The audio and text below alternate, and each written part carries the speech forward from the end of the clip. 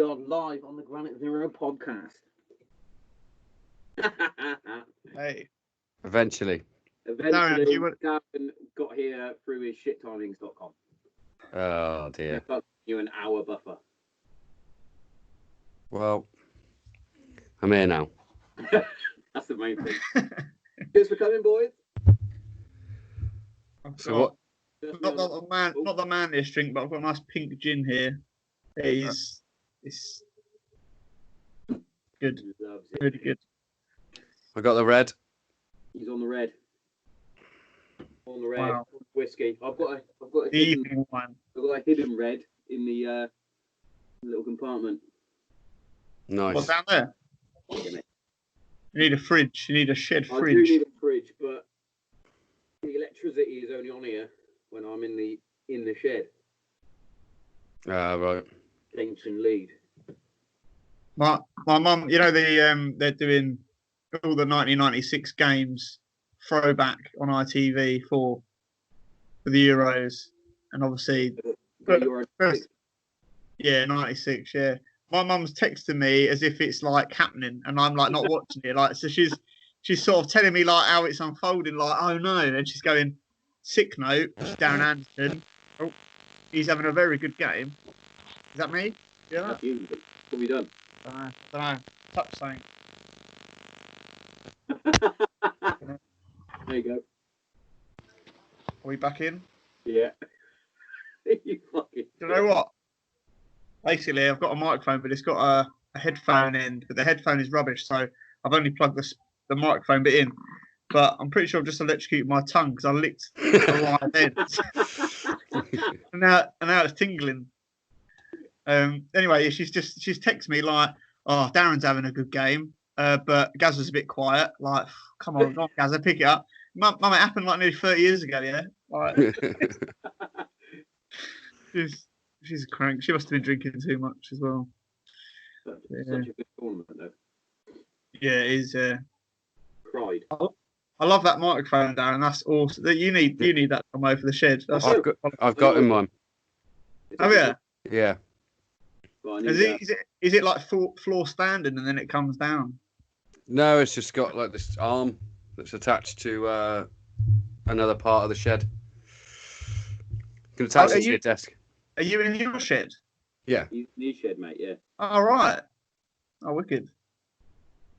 Yeah, I have to because these podcasts, and I imagine mine once I eventually get round to doing it, it's a bit too noisy to be in the house. So, yeah. There's an excuse to get out of my house because otherwise I'll be getting shit like sorting out photos to put in a photo album. Absolutely fucking not. It's not happening. We were just. What photo album? Yeah, who has photo album nowadays? Exactly. Right. So. Been one in years. He put me up. We were just testing to see if his Skype was working. He went, "What are you doing?" And I was like, "Oh, I'm putting photos in a photo frame to stick on the wall." Oh, so a photo frame, not a photo album. Oh no. We've got a photo frame with family. You know, one of those cheesy ones. Yeah. Yeah. And then we've got 3 new photo albums. Albums. In a way, I like the idea of it because you used to get them out when you were younger and go, "Oh yeah, I remember that day at the beach. I remember that day here." And now you don't do that. You got a phone, but you've got more pictures, haven't you? Like now, I'm all than you've for, ever had. all for defending analog. All for it. Reading a magazine here and there. Yeah. But I'm all for it until Mum tells me that that's been left to me in the will. Yeah. Of photos. Yeah, Mum has got literally storage boxes of photographs. Photo albums from Auntie Tina's wedding. No, you don't know. Thanks, Mum. Thanks, Mum. Where's the bloody cash? That's what I need. Oh, of course. Where's the cash? Dunny loves it. I think your screen's died because now I can just see Darren. Oh, so it'll come in and out. Why does it do that? Is that just? Oh, there we go. Oh, now I can just see you. Oh no, now I can see both of you. It's all right. But you've switched. You've gone like that. I don't know why. Just doing what we're doing, mate. Probably because the laptop. about old Boris's little speech thing that he did yesterday. Yeah. And the schools, when the schools go back, and it's year reception year 1 and year 6, and then whatever it will be for. And we were like, what is the fucking point in sending reception in year 1? Because they don't know, do they? No, I mean, if you look at it from a schooling point of view, reception year 1, year 6, and year 10, and possibly year 9 are the important years, because of the kids getting used to going to school in those early years, and they learn a lot in those years, even though you don't think they do. So a lot goes in then. And then obviously year 9, they've got their options for their GCSEs, and then year 10 are doing their GCSEs next year. The problem that I'd like to think they did think about it, but it seems to me like that whole press conference wasn't thought out the best, or wasn't delivered the best, because how in the fuck are you going to maintain social distancing between 4 to 6 year olds? Yeah, that's what we were saying. Like that's the first thing. Peter has no concept of spatial awareness. Well, of course they don't, though. No, that's what I'm saying. They don't, and they're still learning that sort of thing, aren't they? Yeah, and like I'll give you a prime example of that is when we first went into lockdown, and Georgie was here for the first like big chunk of it. When her sisters would come and visit, like my house is set up quite well that they could sit on a wall right outside our front room, and they are at least 2 meters away and a window. Her little sisters couldn't get that in their heads.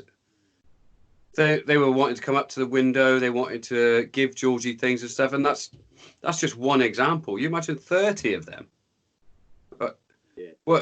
and 30 relatively low risk of being particularly poorly over this potential infection that they could get. But like at the rate it spreads, that's potentially all 30 of those that go home to separate households, which is the whole thing about go back to work if you can go back to work, but stay at home. But you could go back to work if you want, but don't go on a bus. Right? What's ridiculous about that? Strange. I was so confused. I'm not the brightest spark in the world anyway, but I was like, what? But what's most ridiculous about that is, don't you dare go and see your close family.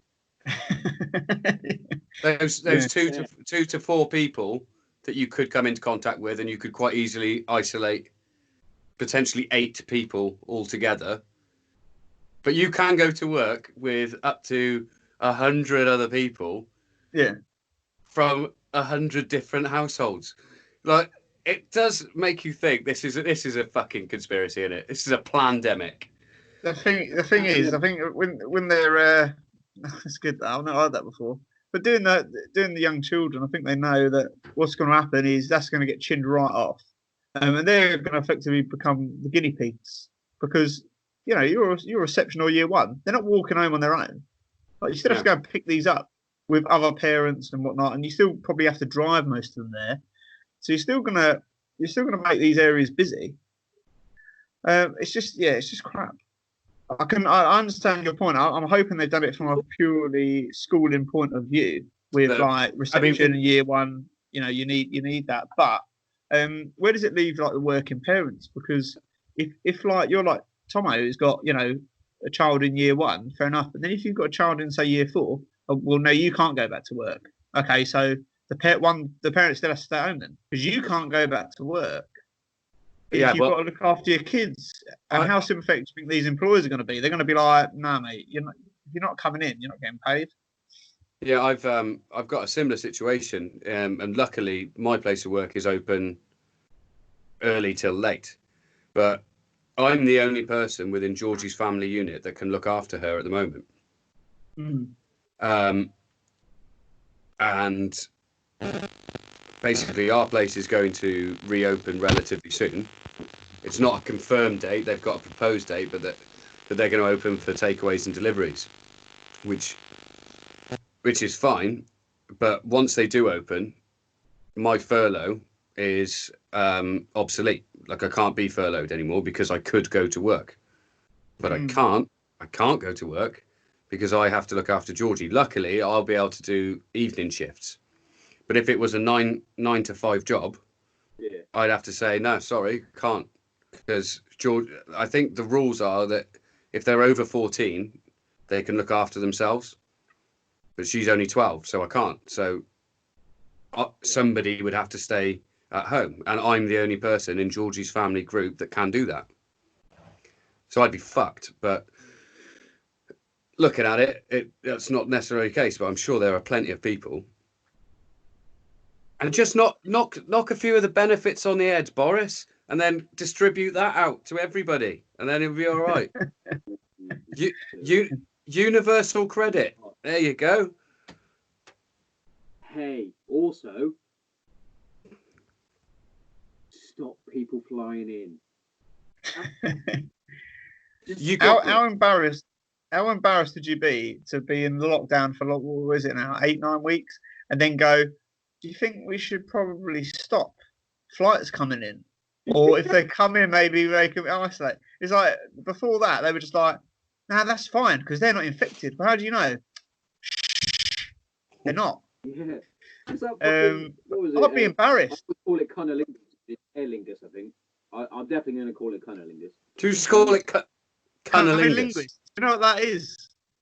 Yeah. I know what it is. I'm aware that it's why did you say it?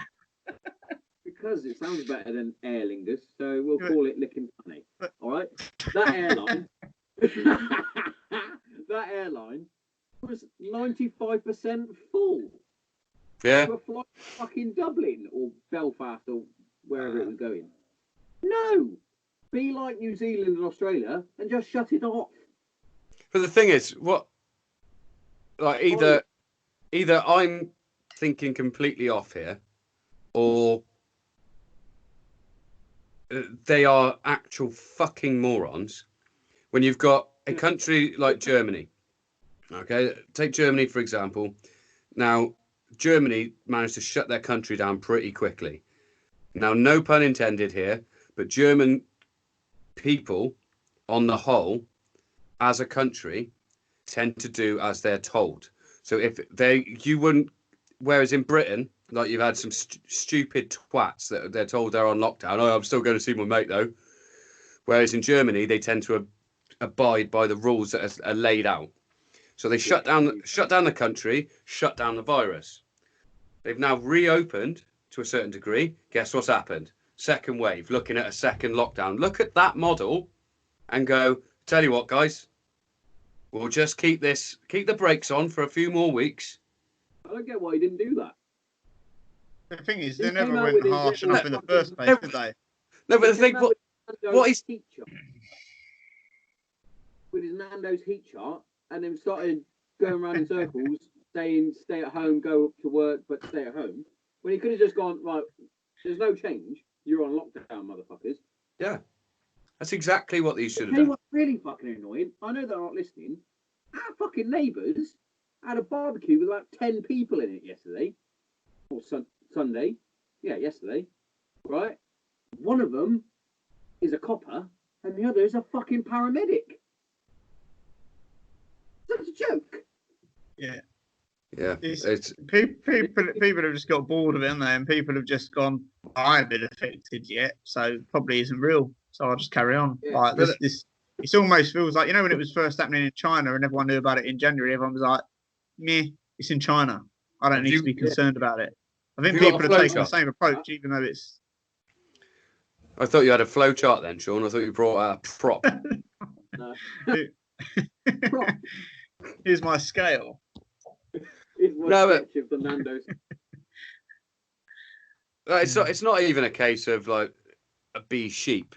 I think the whole way it's all gone down has been a little bit wrong.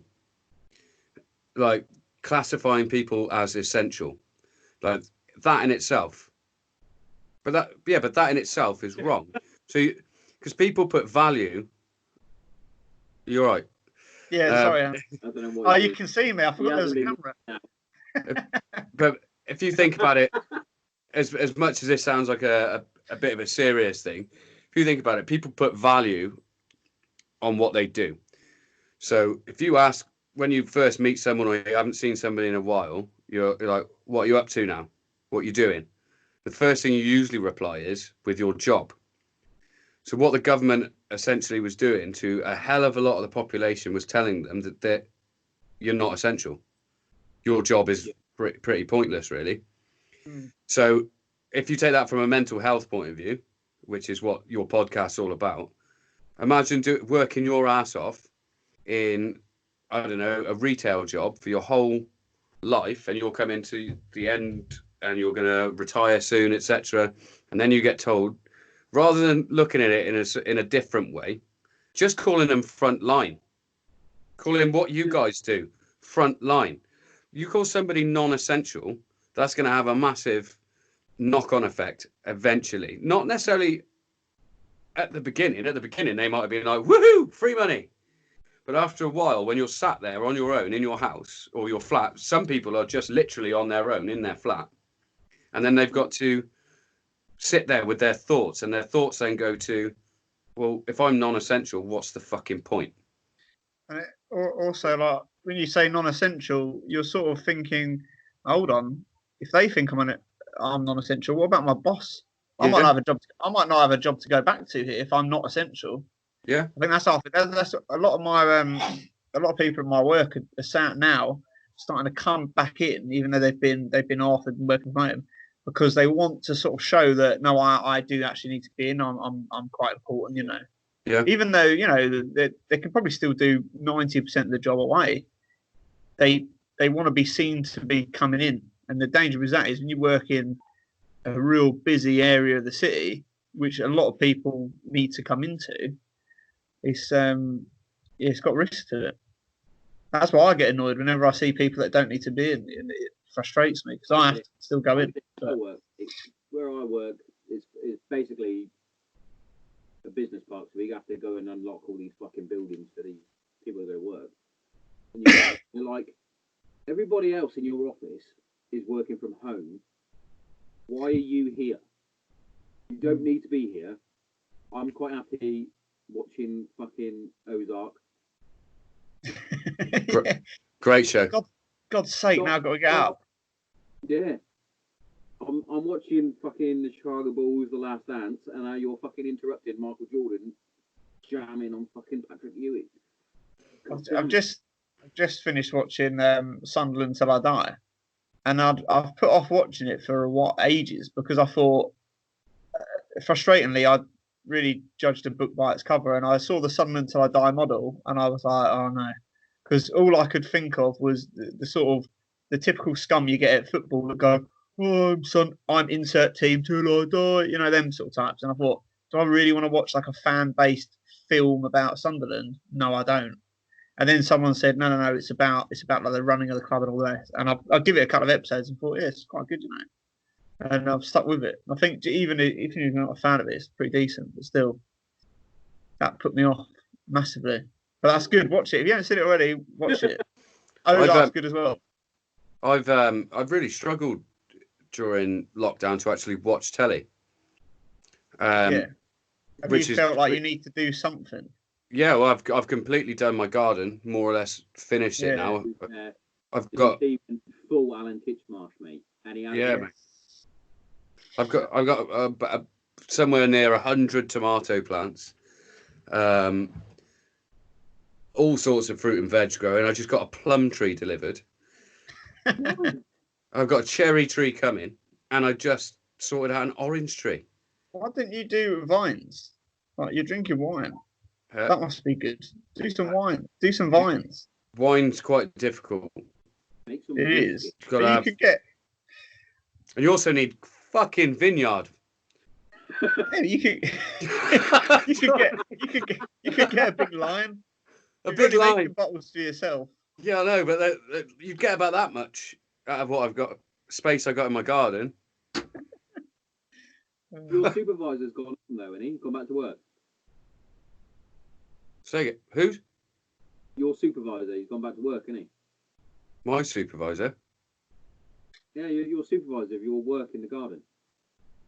Oh, Dad. We usually call him Dad, but Big Tommo was supervising you, making sure you do. Yeah. Yeah. He To was, be mate. fair, to be fair, he was a big help when it came to the garden. He did a lot of the really shit jobs.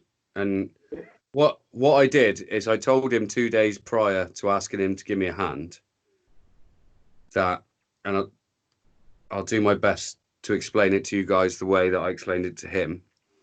I passed him a Guinness and I said, Dad, we need to talk.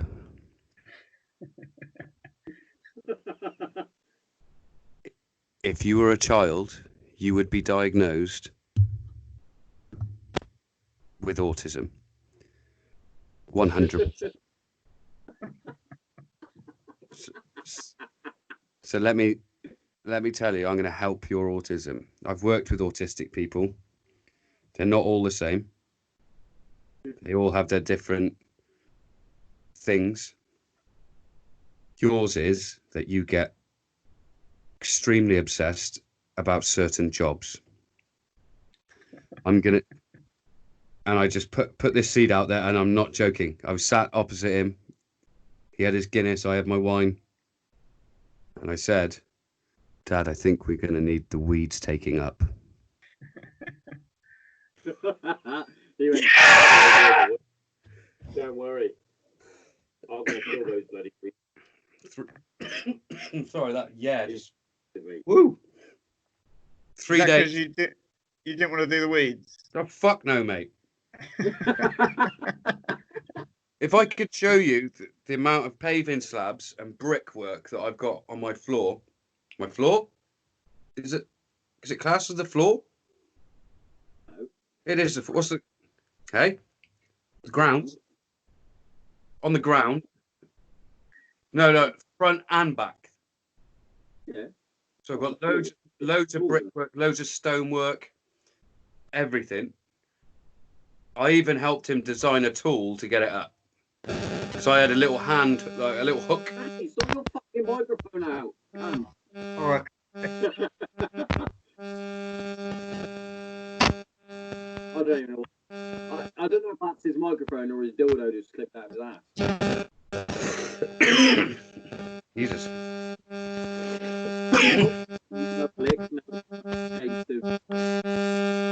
Would you be more beneficial to just use the built-in microphone? I'll take it for now. Use the other mic. What's happening? Are you getting like... You get feedback or something? Maybe. Whatever it is, does it taste like someone who's got a thrush? I've moved it away. The problem is I've got two connecting wires. One is plugged. What's that? Your prop fell down. Fucking hell, Joe.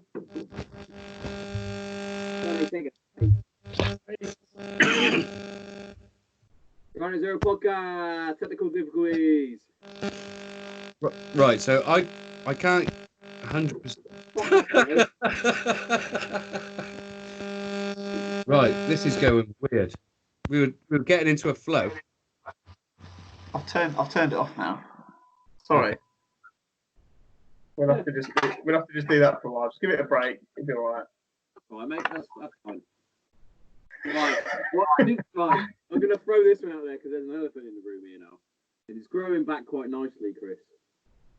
Oh, the hair. No, it looks all right. You can't see the back. Good thing with it, you can only see the front. The front was okay. It's the back that's not good. You can't see that. So you're all right. Why did you just shave it all off? Because when you shave it off, you can only do really a like a 4 or 3 or something, and it's no good. Is Dan still there? Is he gone? Yeah, Dan's left. Oh, right, there. I just can't see his picture. I did send you the photo, didn't I? Yeah. So I sent you the photos of Chris when he cut his own hair. Yeah, of course you did. Yeah. Of course I did. I made the mistake of, instead of fading down, which, you know, I should have realised is obviously the way to do it, I went, you know, against the grain, which meant I started at a 2 and it went up and it just left shells of hair. And then I was like, oh, I've got a problem here. So then I did it too much, and I did it sort of 2 all the way, and then a dead straight line. And then I said to Emma, I need help. And then she come up and said, what have you done? And then tried her best to make it right, but it didn't. It still wasn't great. It was better, but it still was not great. So I had to just accept it, and frustrated. Well, I sent it to Dan and Tommo, and send it to Dan was the worst thing I probably could have done. Yeah, within minutes, everyone at work knew. Well, I'm going to try the mic now. Dan Chicken Dipper, who's not allowed on the Ground Zero podcast because he has less filter than me. That's the wrong person to send it to. It's better. He put it on the He put it on your village's group. We've got like this community Facebook group, you know, and all it does is it talks about if there's local crime, if you know, whatever. Like the hot topic this week has been dogs pooing on the park and not picking it up properly. Sounds pretty much Hereford Times. Yeah, we do sort of hijack these chats sometimes because it is amusing, because some of these people don't go out much, and it's funny to get in their face. A little group on WhatsApp that's called Light the Beacon. So if Chris, Dan, or myself find something that's quite amusing, like they're going off on one about the bins or something, well, you can get a serious bite, then you put the bait on, you cast it out, and you get a return. And when you do, they act as your sort of wingmen. Basically, when you do get the bite, you just tag Dan's name in it and just watch and let Dan just go to town, being a vile creature that he is. We won't discuss why I know that, but I'm quite aware of that. You're really quiet. Who, me or Darren? Who's quite me? Is that better? You know, yeah. He's turned it on now. Said, I turned the volume down because I thought that your helicopter microphone that you had on was my mic, so I thought it was maybe giving feedback. My set. Look at the set. I wonder if it'll do it without going to sleep. There you go. That's the bird's nest of microphone there. Jesus Christ. But it will do. It'll work for now. Yeah, so I know all too well about Dan Shipper and Facebook comments, don't I, Sean? Yeah. I think you may have been privy to that one as well, Johnny. Yeah, I was involved. Chris was involved in. I think. Yeah, I was there. It made me laugh. It was amusing. I think I suggested maybe 67 fucking comments on it. Yeah, it was busy. I enjoyed it though. I was annoyed when the comments got turned off. Oh God, it was funny. I sort of went to sleep and left it, and when I woke up in the morning, it had grown by about 80 odd comments, and probably 40 of them were Dan. Yeah. Just talking to himself. Yeah, just you know, just being a horrible bloke. That man's had 2 kids.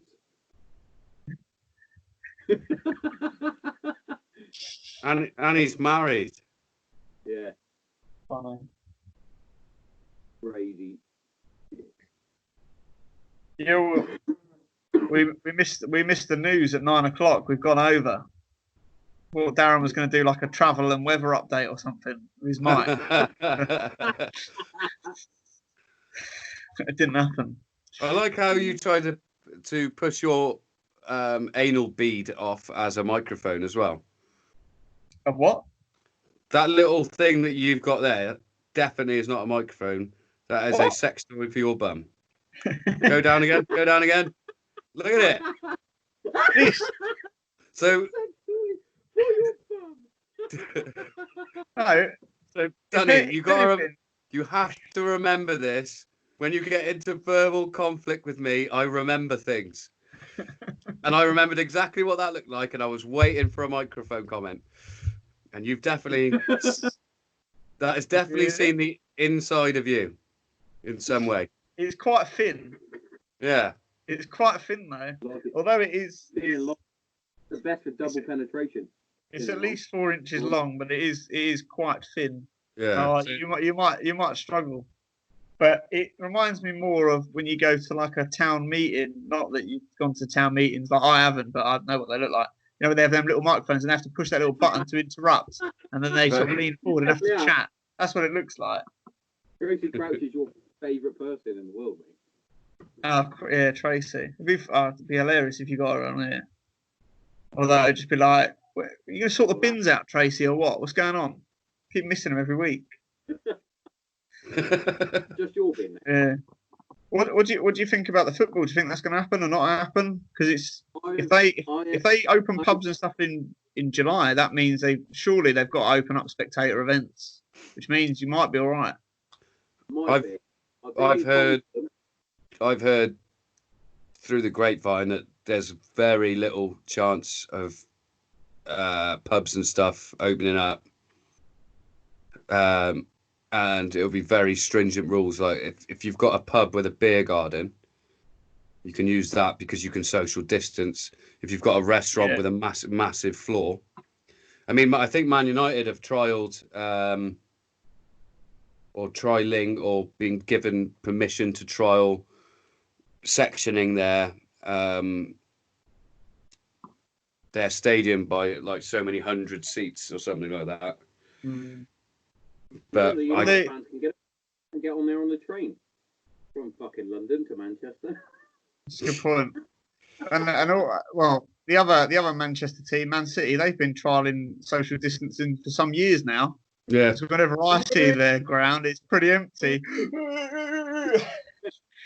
Yeah, back to your fucking questions, Donny. I've spoken to Spurs legends, and they want the game to go ahead just like we do. Yeah. And they're quite happy with just, if we can't do it on the 12th of July, it will just be moved to a different date. Yeah, that's probably the game's always going to go. We'll see. So we're always going to be 2 foot in. Just wait and see. I don't think you need to make a decision until sort of mid-June. And hopefully we'll find out whether it's 100% off by then. Yeah. Because, I mean... We'll still be in comms anyway. If anything, it could give us more time to raise more funds. That could be... Well, the good thing is, obviously, if you want to call it a rival, but the other fundraising event that's happening around the same time as yours, that's 100% not going to happen because that's supposed to happen this month. Yeah. So that's definitely gone. Which obviously means that, you know, they kind of lose their place.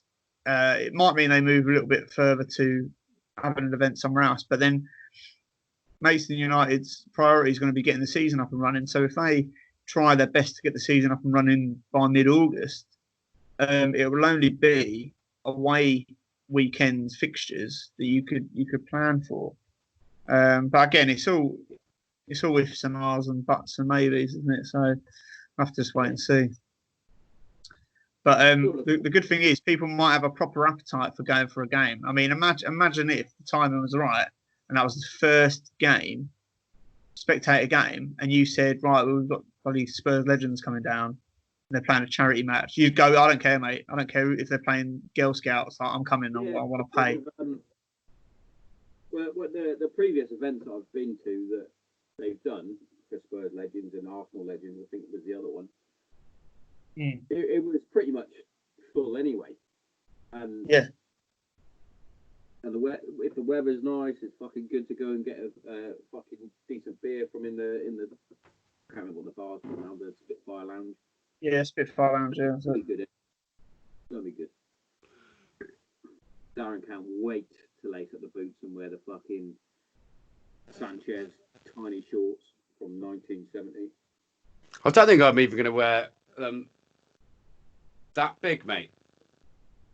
He's going to wear some pants. Yeah. Absolute briefs and your cycling shorts. Yeah. I don't know. Well, we got a top, but we're not doing shorts then. Is that what's going on? Yeah, it's full kit, but I'm gonna choose the shortest shorts. Oh yeah, you have to. Why not? Oh, Darren's gone. No, they're both on. This is the first time in about 10 minutes I've had both screens up. Oh, I've got all three of you. Yeah. Whatever. All three of you. That's me. You fucking twat.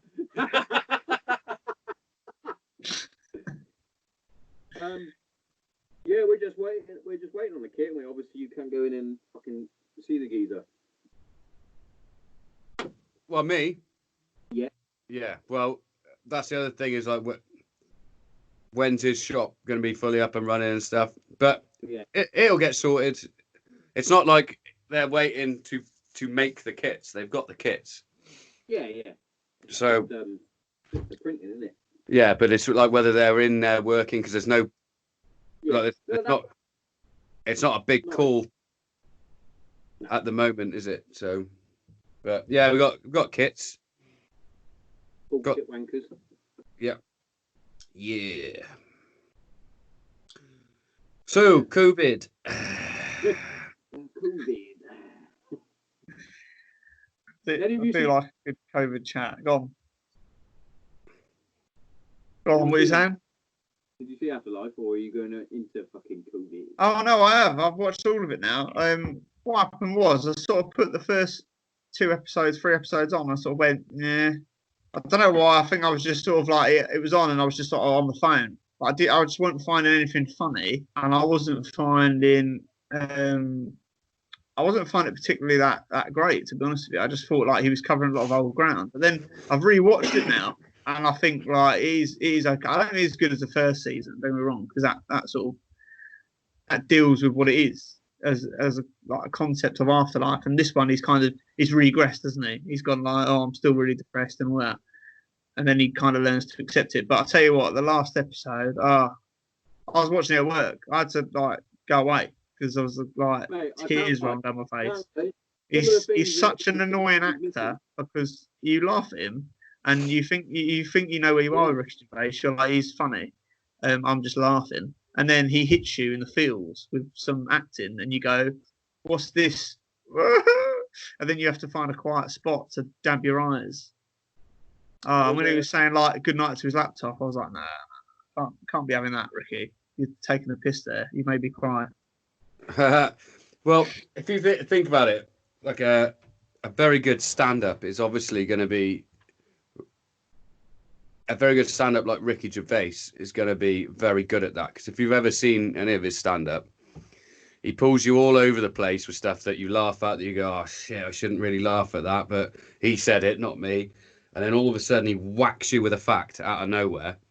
And that's essentially, if you look at the structure of his TV shows, look at me, who the fuck am I talking about the structure of Ricky Gervais's TV shows? But it is quite, when you actually look at it, he sets them up like a stand-up show. Gets you going a little bit at the beginning, haha, that's really funny. Then all of a sudden you get a character like, I don't know, Gareth, who gets taken the piss out of. It's funny, but then you see his reaction. And his reaction is that he's sad because he's getting a bit bullied in his workplace for being a bit of a twat. And then with Afterlife, it's more or less the same thing. It's like,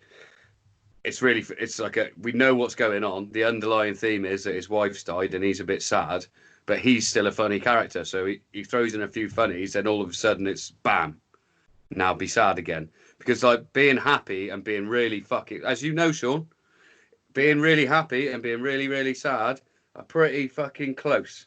There's a very thin line of where you're going to go. So I think Ricky Gervais just knows exactly, like, his ability to read human interaction is very, very fucking good. Because you'll notice that with his stuff when he roasts the fucking Golden Globes or whatever. Yeah. He knows exactly what he's doing, and he knows that nobody's going to kick him off or silence him because he's read the human interaction. The first one went well, and he probably knows like what's one of the biggest things that celebrities are into in America. It's like celebrity roasts, where they stand in front of somebody and get fucking shat on. Why don't I do that on the biggest award ceremony in America? Like, he's just a clever bloke. He reads situations, and he's also in a position to just do what the fuck he wants. And I think, no, but I think that's if you look at some of the most successful people, and I'll give you two of the most successful people that I'm absolutely massively, I wouldn't say obsessed with, but I listen to probably either one of them 3 or 4 times a week, are Joe Rogan and Ricky Gervais. And you know the biggest common denominator they have between the two of them? It's not their stand-up. It's not the fact they've been on the telly. It's the fact that they live their life exactly how they want to, and they work how they want to work. And that's why they get the best results out of things. They're not under the pressure of, say, like their TV network or their boss. They are their boss. I'll do what I want. Like, if I think that writing down on a script that I can't even remember the exact words, but it's something like a squidgely little disabled cunt, which is a line from Afterlife 2. Like, most networks would go, "You what? No, sorry, you can't say that." And then he can come back and go, "Sorry, mate, I'm Ricky Gervais. Have you seen my TV shows?" Are you talking about the bit when he goes to that yoga thing and he's slurping his tea? That bit. No, I was talking. It wasn't even Ricky Gervais saying it. It was the guy that was in what's that fucking show? The Stranger. Oh yes, the shrink guy. Yes, the shrink. And he's talking about banging some bird, spit roasting some bird in a disabled toilet, and he comes out and he gets an odd eye, and he goes, "I get some odd eye from some squidgely little cunt in a wheelchair." And I told him, "I bet I've had more fun in that toilet than you ever fucking will, son." And walks off. But if you were to write that as a script and go, "Here you go, BBC, what do you think?" They'd be like, "No, sorry, no, thanks." Because it's Ricky Gervais, he gets away with it. And it's the same with someone like Joe Rogan with his podcast. He gets more views per episode than most shows on network TV do over a week, because he just does what he wants. He talks about what he wants, and this is like a good thing about this podcast. I mean, we've talked about 16, 17 different subjects already, and you've got no one saying you can't say that. Yeah, exactly. Yeah. Do you know what I mean? And apart from YouTube, you can see that some people, when they do sort of commentating or whatever, like Arsenal Fan TV is an example. That started off with that guy Robbie, didn't it? I don't watch him. Well, yeah, it's probably best you don't. But Robbie, the black guy who you go to the games and analyse them and stuff. Then it became more and more popular, and that it's obviously quite widely watched now. But the problem is he's now got a media team behind him that selects what he talks about and selects who he talks to and selects the content, where before it was very fan orientated. Yeah. And now now it's a joke. He'll do a podcast and then he'll sort of pause to do a competition and be like, "Oh, yeah, I'm going to do this charity thing," where before that wouldn't even be entertained. Yeah. And you know that someone's in his ear going, "Don't talk about that, please. Don't talk about that." Mm-hmm. And that's what gets lost on them sort of things. But the good thing with Ricky is he's so big, he does what he wants. Are you getting another drink? Say that again, Sean. Are you getting another drink? There's quite a few podcasts that do that. Emma. They have the competitions in the middle, Mm-hmm. or if they're sponsored and randomly just pop up with a for no reason. Like, the one in the freezer. I'll tell you why that is. They have for it, don't they? No, right. So there's 3 different types of advertisement that you can do, basically with a sponsor. I can't remember exactly what they are, but there's one which is basically like what that company emailed you about, which is like you become an affiliate. So on your Instagram stories, you're wearing the t-shirts, you do the ass jiggle thing that all the girls do, and then they get sent a T-shirt here and this there. With that, you can't start your podcast with, "This podcast is brought to you by," but you can shout them out in the same way that you shout out your different companies and whatnot. But you can't say, "This podcast is brought to you by." There is another one where you maybe contact a company and say, "Right, I am worth hey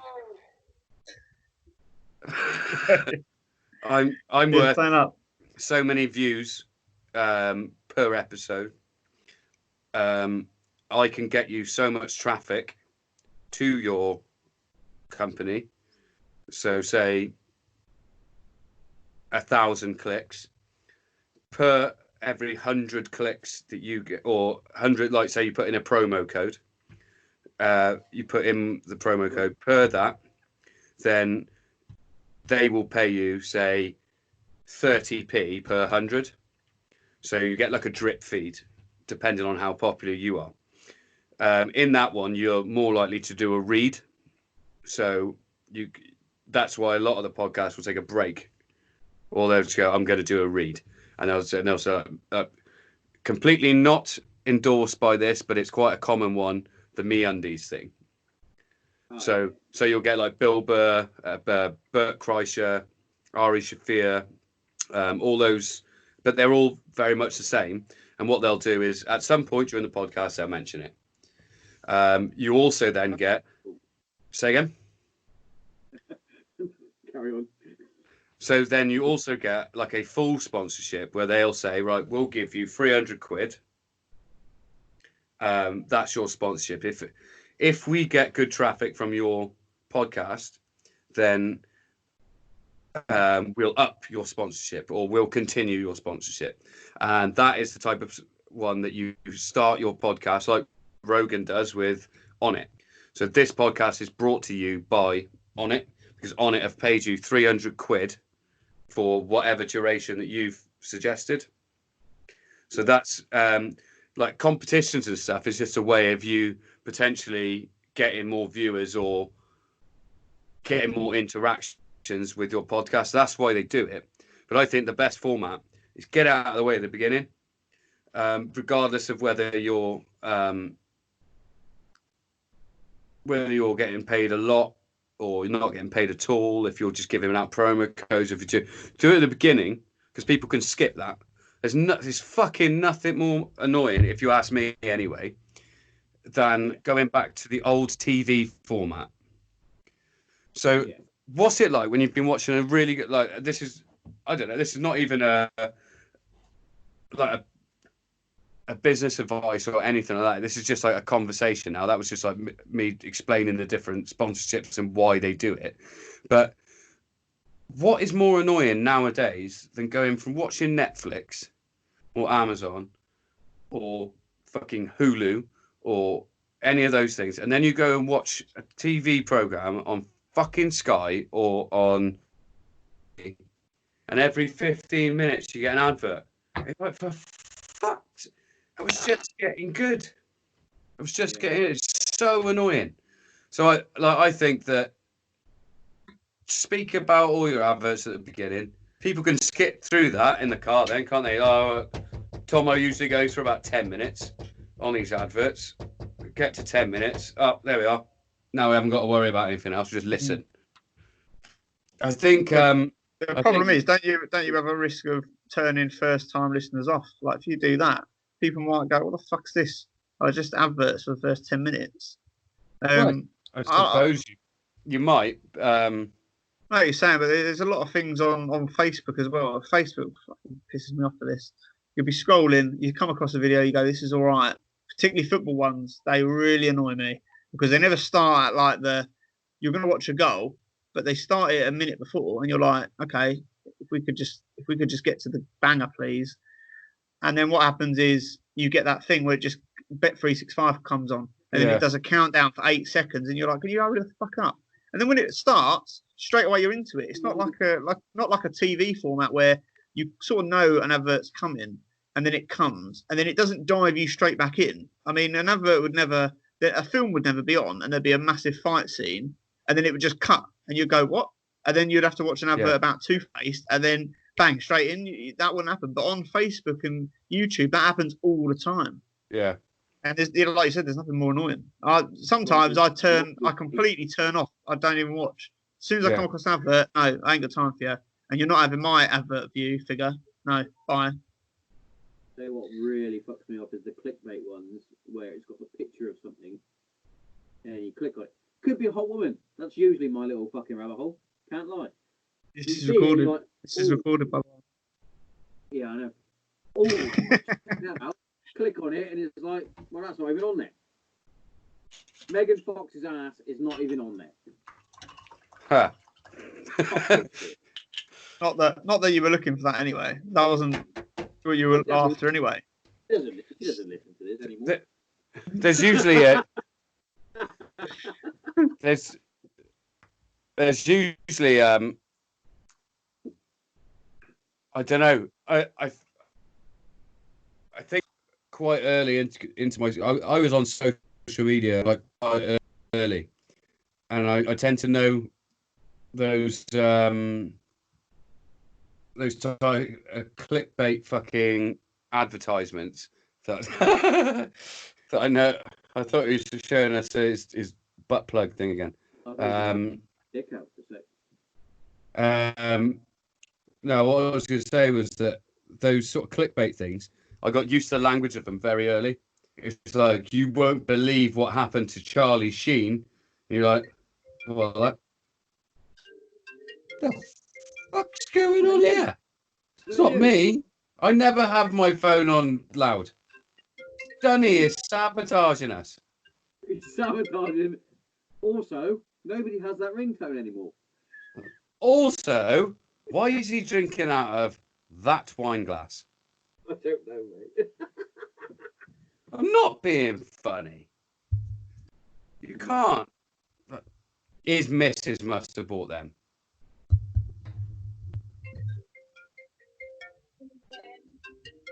Answer it. You don't have it on loud during a podcast, mate. Tell you what I'm going to do. If he comes back, I'm going to ring him. Here he is. Is that your phone? Yeah. Work colleagues ringing me for some reason. I don't know why. I'm not at work for 4 days. But... Hey, put it on silent. Well, he's hoovering now. Did you choose those, mate? Those Hey? one glass. Did you choose the one glass or? No, obviously not. No, come on. So, Darren, did you know that Johnny goes through adventures? Sorry, what are you saying? You go through little things of your new little business adventures. Right? Yeah. You start off with the speakers. It was saying before there. The problem is I have these ideas, but I never really properly see it through, because whenever I get the first hurdle of like, well, that isn't selling quite like I wanted to sell, then I'd get bored and stop. And that's why I've got that's why I've got about 100 speakers in my thingy. Eh? What? I didn't hear that either, Sean. You went to a car auction and came home with like 3 cars. Do you think that you should maybe have invested in a decent pair of headphones and a microphone? Well, no, because I don't. This isn't a thing I do really. I mean, I've got a better pair of headphones, but the problem is I've got such an old laptop that my Bluetooth one won't work with the laptop, so I've had to resort to this. But these are all right. It's just it doesn't have a mic. So we're left with this. Well, that's all right. So what keeps it? I don't think you're even going to know yourself. What keeps fucking happening when the helicopter comes in? Because literally, I don't know. In my headphones, all I'm hearing is. Yeah. You turned the vibration on your fucking butt plug, didn't you? That's what it is. I don't know why it's doing it. I'm trying to separate all the wires out. I think it's Is that what because your missus calls it? yeah. Just separating the wires out. Do it again. Separating it. Oh, Look at it. I don't know why it's doing it. It's annoying. yeah, so you went Nothing's through, plugged in. It's still doing it. Look, they're the wires, and it's still doing it. you went through the speakers. If you Then it was. does this sound any better? Does this sound like it's worse or better? Sounds fine. Oh, well, Yeah, you're fine now, mate. okay. Right, so what were those wires for? It's not plugged in. What's not? Fucking thing. It's only this. That should be making noise. When you took that out, then we had the helicopter. Yeah, I heard it. I don't know why. Is that must be feedback? Maybe from your dildo. Maybe.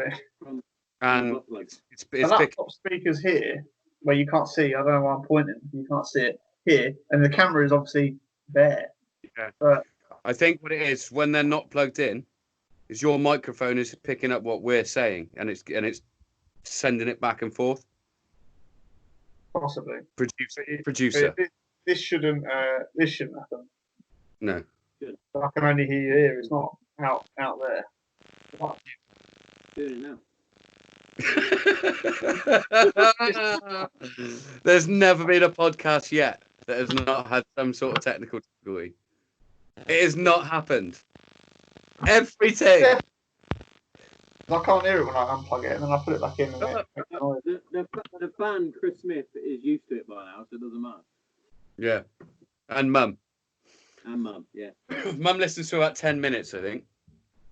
He listens to the adverts and turns off. Did I tell you what Dad said to me?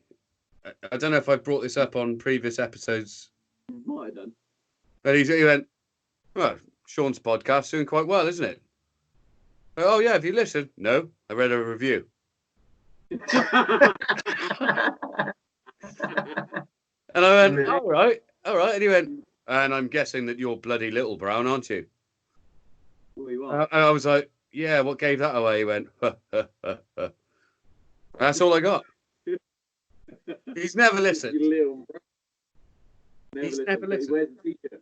He wears a t-shirt. He bloody loves that t-shirt.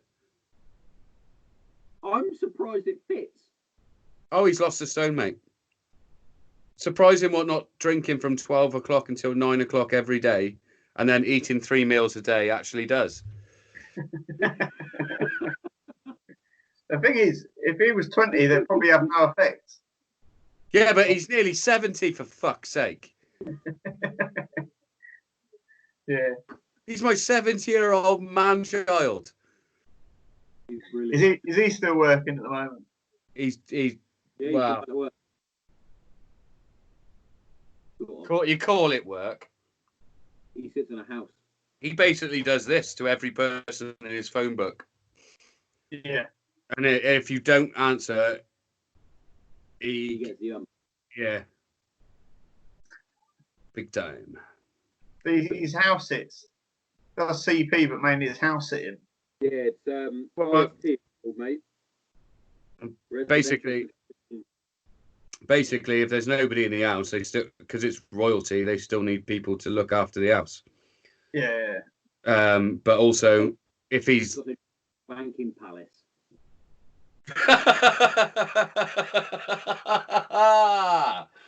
Gross. Right, I need a wee. I'll be back. Toilet break. That's what I had to do. It turns out drinking like 3 or 4 of these, there's comes a limit on your bladder, then you have to go. No, I can't. It must have been me and Darren, or I was talking to. No, it was when I was talking. I had Measle on, didn't I? I was fucking wrecked, mate. I went through. Pretty much went through all of that. Jack Daniels. Yeah. When Neeson was on, mate, I went outside for a piss because I couldn't be bothered to go in the house.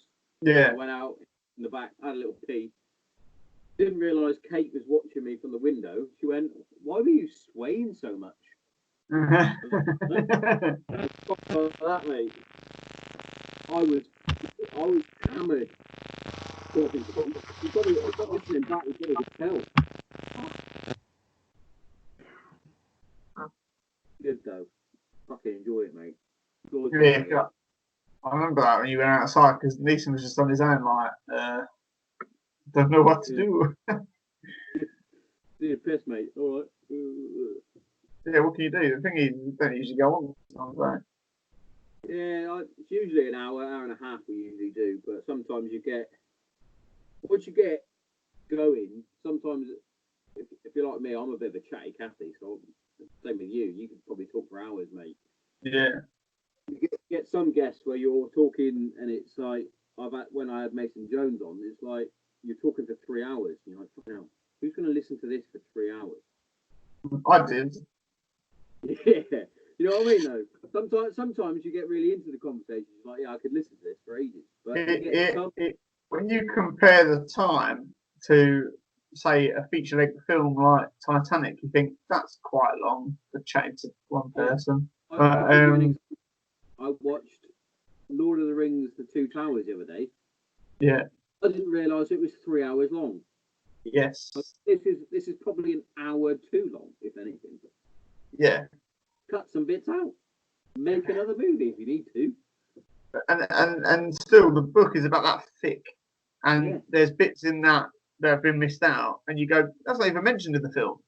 But they can't. Because if they did, it would be 9 hours long, not 3.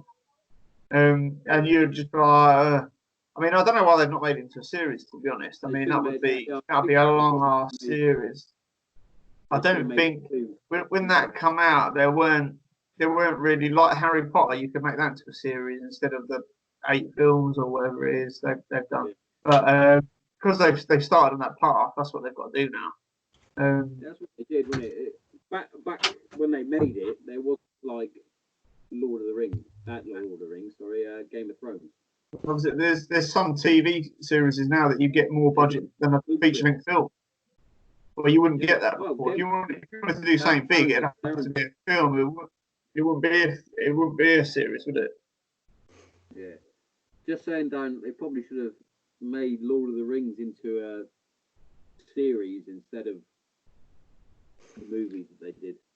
Yeah, I mean, in hindsight, probably, but at the time that wasn't really a thing, was it? Yeah, it wasn't a thing. There wasn't really the blueprint for that, was there, at that point?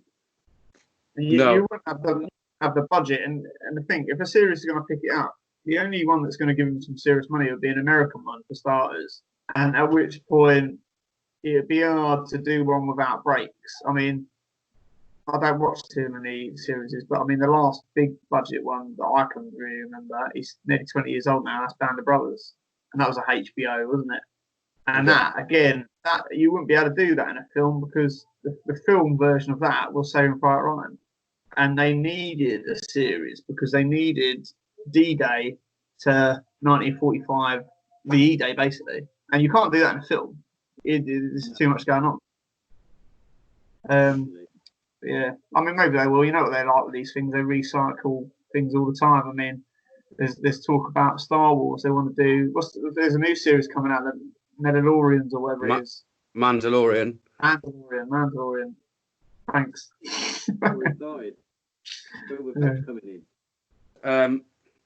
Yeah, I think also it comes down to the. She just drank my bloody gin. Absolute liberty, mate. Give her a fucking cunt punch. Yes, please. We're on a tea now. You're on tea? We're on tea now. We're making the switch. Although I do want another one of them. You just drank it. No, you drank it. I can see the frost on it. The frost was here. So from there, she's drunk down. All right. One thing, just going forward, I think due to connection, we have to make sure that if one of us is talking, we've got to remember that we're not in a pub because it's really breaking up. If like if two of us are talking at the same time, you can't. It's not really audible. And the second thing I was going to say was, yeah, you can flip me the bird or whatever, but just in terms of like people just listening, well, Chris just listening it is pretty inaudible. Even if you just agree, if you go, yeah, but you can't hear what the person that's making the point is making. Secondly, I can hear perfectly, and these are cheap earphones, so I don't know what's going on with yours. I thought you had a studio there. I've got a little dildo microphone and some cheap speakers, and I can hear fine. So, I mean, that's fine. I mean, carry on talking over each other. But the other thing was that, like the Lord of the Rings, as an example, I don't think would make for a good TV show. No, I don't think in terms of no, not really. I mean, if you think about it, in terms of Lord of the Rings, there's no like cliffhangers or anything like that. You go next episode. It's just because it's not formatted. It's written as a book, and a book transcribes to a film better than a series. So a series is usually written as a series. Say again? Game of Thrones was a book. It was a series of books, though, wasn't it? I know Lord of the Rings, yeah, but not in the same way. So Game of Thrones is fucking loads of books, whereas I think Lord of the Rings was like a load of big books, if you know what I mean. So that's why you've got 4 films. But imagine how long Lord of the Rings would be as a series. Like, and if you got to think about it, like even Game of Thrones was a bit too long of a series. He overtook the books. Exactly. So it's a bit too long. I've just heard that Ricky Gervais has apparently been almost begged by Netflix to do Afterlife 3. Yeah. Now that might be a first for Ricky Gervais, because in terms of his shows, he does 2. No, he did Derek. Derek did 3, I think, maybe. Did it? Yeah, but nobody cares because Derek was shit. Well, yeah, I didn't get into it neither. There was good bits. But yeah, controversial. It's too commercialised. I was. He does too. Character building with Derek himself. I thought he was some sort of autistic bloke, but he's not. He's supposed to be a regular bloke that's based on a autograph hunter. Yeah, but I also think where Ricky Ricky should have maybe in terms of that show not played Derek, because the reason that it was a bit more like, because it's Ricky Gervais, and it's Ricky Gervais pulling that face that he does for his autograph hunters. Therefore, it's not, you don't get, like when you see Afterlife and The Office and Extras, it's Ricky Gervais, but he's playing somebody that you can relate to. When you see Ricky Gervais acting in a way that he's acting a little bit too much and becoming a character that he's too big of a personality to just go, I'm going to flick my hair over and put, and then you got to believe that I'm not disabled. Not disabled. Like I don't even know if you. I'm not even. Was Derek supposed to be disabled or just a bit slow? Or a lot of people got confused because he seemed like he was very disabled, very autistic, but he wasn't supposed to be. He was just a bit odd. Yeah, that's what he's supposed to be. But he's like, oh no, you're definitely Mom. Hey. And there it is. We're off YouTube. Every time. And you say that I set you up. You do, though. Oh, here we go then. Here we go, Sean. What we got? I'm not that active on Twitter, but I do. That is usually my go-to. Twitter or Reddit first thing in the morning. Before I go on to my interactive social media, so to speak. Twitter, I can tend to be left alone. I haven't got friends tagging me and stuff very often. I can scroll through things that I like. Haven't seen a lot about virtue signalling, transgender issues, anything like that recently. I mean, what's me up here. What's that? What's that blonde bird that was in American Pie? Because she's trying to make out like some 75 geriatric presidential runner. Finger banged at them. Tara Reid. Yeah. Yeah. She reckons Joe Biden finger banged her somewhere, doesn't she? Good. I hope she loved it. No, apparently it was against it. Apparently it was against her will, Sean. Against her will? Yeah. Nah. It's always against their will once they're big, isn't it? Yeah. It's always against their will when it's, oh, there's nobody talking about me. Right. Mm-hmm. We'll take a sort of, I think it's about a 180, if you will. So, talking about Boris. Now, I don't know whether to call him Buffoon Johnson or whether I actually like him. The bumbling bureaucrat that is Boris Johnson. Donald Trump. I could name a few others. Like if you just go back the last 50 plus years, when did politics become the playground for the people that used to run countries, like someone like Putin? When did it become their playground and not the sort of alpha person? And by person, I do mean, Sean, I mean this. Alpha males, alpha females, alpha transgenders, alpha non-binaries. Anybody that's got a bit about them. Like, look at Boris Johnson, right? You tell me one person that you know that you served with, you played football with, played rugby with, that couldn't kick the living fuck out of Boris Johnson, right? And he's making decisions. He's making decisions when he can't even do his fucking hair, right? So same with Donald Trump. He's essentially even more powerful than Boris Johnson. I'll slap the shit out of Donald Trump right now. I'll do it. I'm not even coming in extra spicy today, Sean. I look at it. KFC extra spicy hot wings. He's not. I just wonder, like, and the reason I wonder that is not purely from some stupid jock mentality. Is it because, again, like Putin, if you are an alpha male or an alpha female, an alpha transgender, alpha non-binary, whatever, if you are an alpha personality and you are in a position of power, are you more likely to be super greedy and want to take over shit all the time? Is that maybe your MO?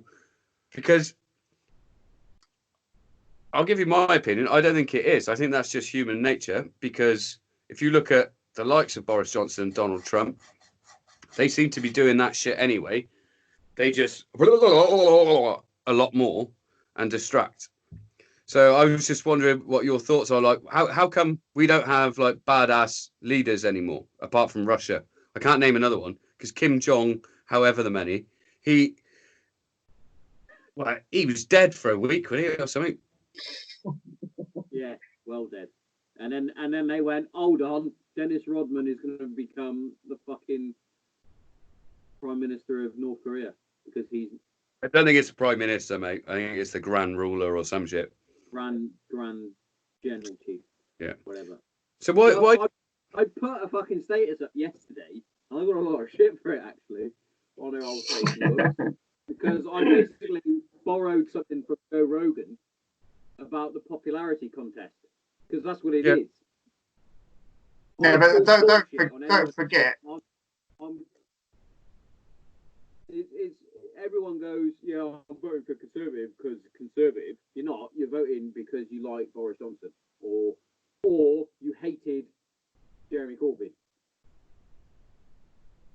example.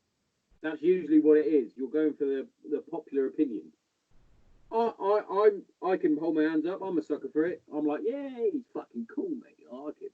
I usually quite like Boris and what Boris says, but at certain points you're like, hang on. He's the overall leader of that party in charge of the country, and sometimes you're a bit wrong, and you've got all this power to do whatever. I mean, they're never going to get it completely right, obviously. Like, they're human, but what I think my question more was, why do you think that we now? But what? Yeah, but why do you think now? Like, why is politics run, or are politicians that sort of doughy, out of shape? Because I think you have to with politics, you have to get in with the back door now. If you look at all the leaders, all the people in the cabinet, they were no one 5 years ago. Some of them weren't even MPs, and they have to get in through the back door. So they have to pretend to be just a sort of a helpful, unambitious sort of person, so that they get pushed into jobs. Because the leaders of like the Conservatives, Labour, whoever, what they don't want is a stronger character than them getting anywhere near the amount of TV time or the radio time or the column inches, so that people go, I like him. And if I see him as a leader in the future, I'll be voting for it. You don't see it. And they do that deliberately. That's why a lot of the time, influential people in that, they sort of trump up a bit of an idea, something to say he's done a bit wrong here, he's committed a bit of fraud or something, or he said something at a pub, so we'll put him on the back bench and we'll get him out of the way. And a lot of these leaders get him through the back door. The last real leader, really, that sort of got themselves where they are and got a lot of support behind them is probably Tony Blair. In terms of, you knew what he was about. Yeah, but I mean, how he got there was because the Conservatives had basically ruined the country beforehand. He offered a way out, and he won by a massive landslide. I mean, once he was in, it was a different kettle of fish, But the point is, he managed to establish himself as a bit of a leader, and he got people around him to. One of his famous quotes was, "Get other people to stab people in the back for you, smile to them, and then get other people to stab them in the back." So he could get them out of the way. So anyone that looked like they were going to go against him, they could dispatch or kill in the woods and say commit suicide. All right, doctor. I think my point more was, why does no one in politics have a six-pack? Why does no one in politics get to deadlift like 200 kilos? Why do they always have to look like someone that, like, if you gave them an open palm, they just kneel down and cry? Why do look at we'll go away from our politics. Look at Trump. Imagine, you wouldn't even need to. I mean, he's old now, so I'm not advocating beating up old people. But if you gave him a bit of a right hook, he's going to sleep. He's going to sleep straight away. Hey, he beat fucking Vince McMahon in WrestleMania.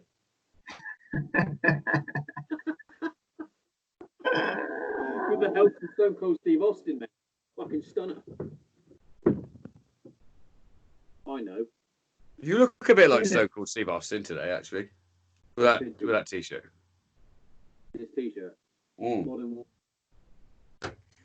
But why do you think that is? Why do you think it's so I've heard like Brendan Schaub and Joe Rogan both talk about the fact that they cover up their tattoos on stage and they wear a bigger fitting shirt so they don't look how they look normally. What is it about standing and talking in front of people and potentially, like, where did, like, they've all come from offices, haven't they? That's why. Like, they haven't come from proper jobs. Yeah, I know, but there must be some people that are into politics that are good at politics. That right, when I saw that Boris Johnson's wife had just had a kid after he didn't have coronavirus, After he didn't have coronavirus. he fucking didn't, and we all know he didn't. He just didn't want to talk about it for 2 weeks. He was tired. He wanted a break. No, he was head under his bed on his all fours, just going, "Tell him I've got it." Controversial, Darren Williams. Well, we all know it's true. I told you there is fucking video evidence. I said, I bet you, Boris. So poorly, mate. I told you, I bet you. So poorly. I told you. I bet you he gets coronavirus and doesn't have to address the nation for 2 weeks. Right when we first hit lockdown, buddy. But anyway, when I found out he had a kid, I was like, who fucked him? And I know this, all this makes a lot of difference. I know people sleep with unattractive people because they've got money. But what I'm saying is, why is there not one single in world politics good-looking politician that looks after himself, that lifts weights, Too busy, mate. and that can have a... They're not... Don't you give me they're fucking busy. Hey, even Arnie started getting a bit of a belly on him. Yeah, Arnie's 98, so... Down. But like him... Tell me one politician that anyone goes, whew. When did that happen? Because it always used to be the strongest and like the most desirable people were always running shit. Is that maybe archaic and it's just that like that doesn't work? They all end up fucking each other. Like what happened? Like what happened? Why did it all of a sudden? Is it all like undesirable, fat, probably absolute dickheads that nobody spoke to in school? Why are they the people that seem to run nations? Because they let's be honest. Look at a pandemic. They don't know what they're fucking doing unless it's actually been beneficial. It's been beneficial to lock down the entire world, which that may be the case, but I'm not a conspiracy theorist in that sense, and I think that's a bit mental if you think like that. So they don't know what they're doing. So how come? Like, even give me one politician that you is at least like semi-attractive. Well, maybe not to you, but I mean, I don't know. That must be someone. Not maybe to me. I'm thinking of the ones I see. David Miliband was quite good looking. He was quite good looking. He's a mayor now, I think. Yeah. Like not to you or me. Horse mayor. No, that's his brother. That's Ed. David was the better looking brother. You would know. Yeah. But yeah. Did he give you that microphone? Well, you say the strongest and what have you. That's not how we're about anymore, are we? We want to believe that they're smart. Most times they're not. They just come from a background of being a civil servant or something, and they polish someone's boots, and that's how they get in, a lot of these politicians. But even back in, we'll take fucking Churchill, for example. He wasn't exactly the strongest, was he? He was very strong-willed, and he did what he wanted to fucking do. If you watched The Darkest Hour and things like that, where he was basically thrown under the bus, and it backfired on those people that threw him under the bus because he ended up fucking shit hot. With old Winston though, he's quite often. I mean, obviously, for obvious reasons, it's not me shitting on Winston Churchill here for anybody that's listening, but he's quite often like put up in this fucking bubble. But his views on world politics were not that dissimilar to his foe in, not good old, but in Mr. Hitler. His actual vision of what he wanted to do for Britain before he became Prime Minister, I mean. And he had to become Prime Minister because of old Nev. His manifestos before that were not that, like, they weren't as extreme as fucking Mein Kampf or anything like that, but his thoughts were very similar about race and equality and stuff like that. He like you said, he's very strong-willed and thought what he thought. That's not, like, you have to go, well, you can't even go back a lot further than that because you don't have much video evidence. What I'm saying is that no, like, think about it. Like you said about a popularity contest. If you like look at the telly, there's some TV show on Netflix now called like Hotter Than Hell or some shit, or Too Hot to Handle. That's it. No, it's come up and Lana watched it and stuff like that, and it's similar to Love Island, isn't it? Yeah, but it's just like they've taken like ordinary hot people that aren't all that hot, but now have all the opinions. Yeah, and whatever the fuck,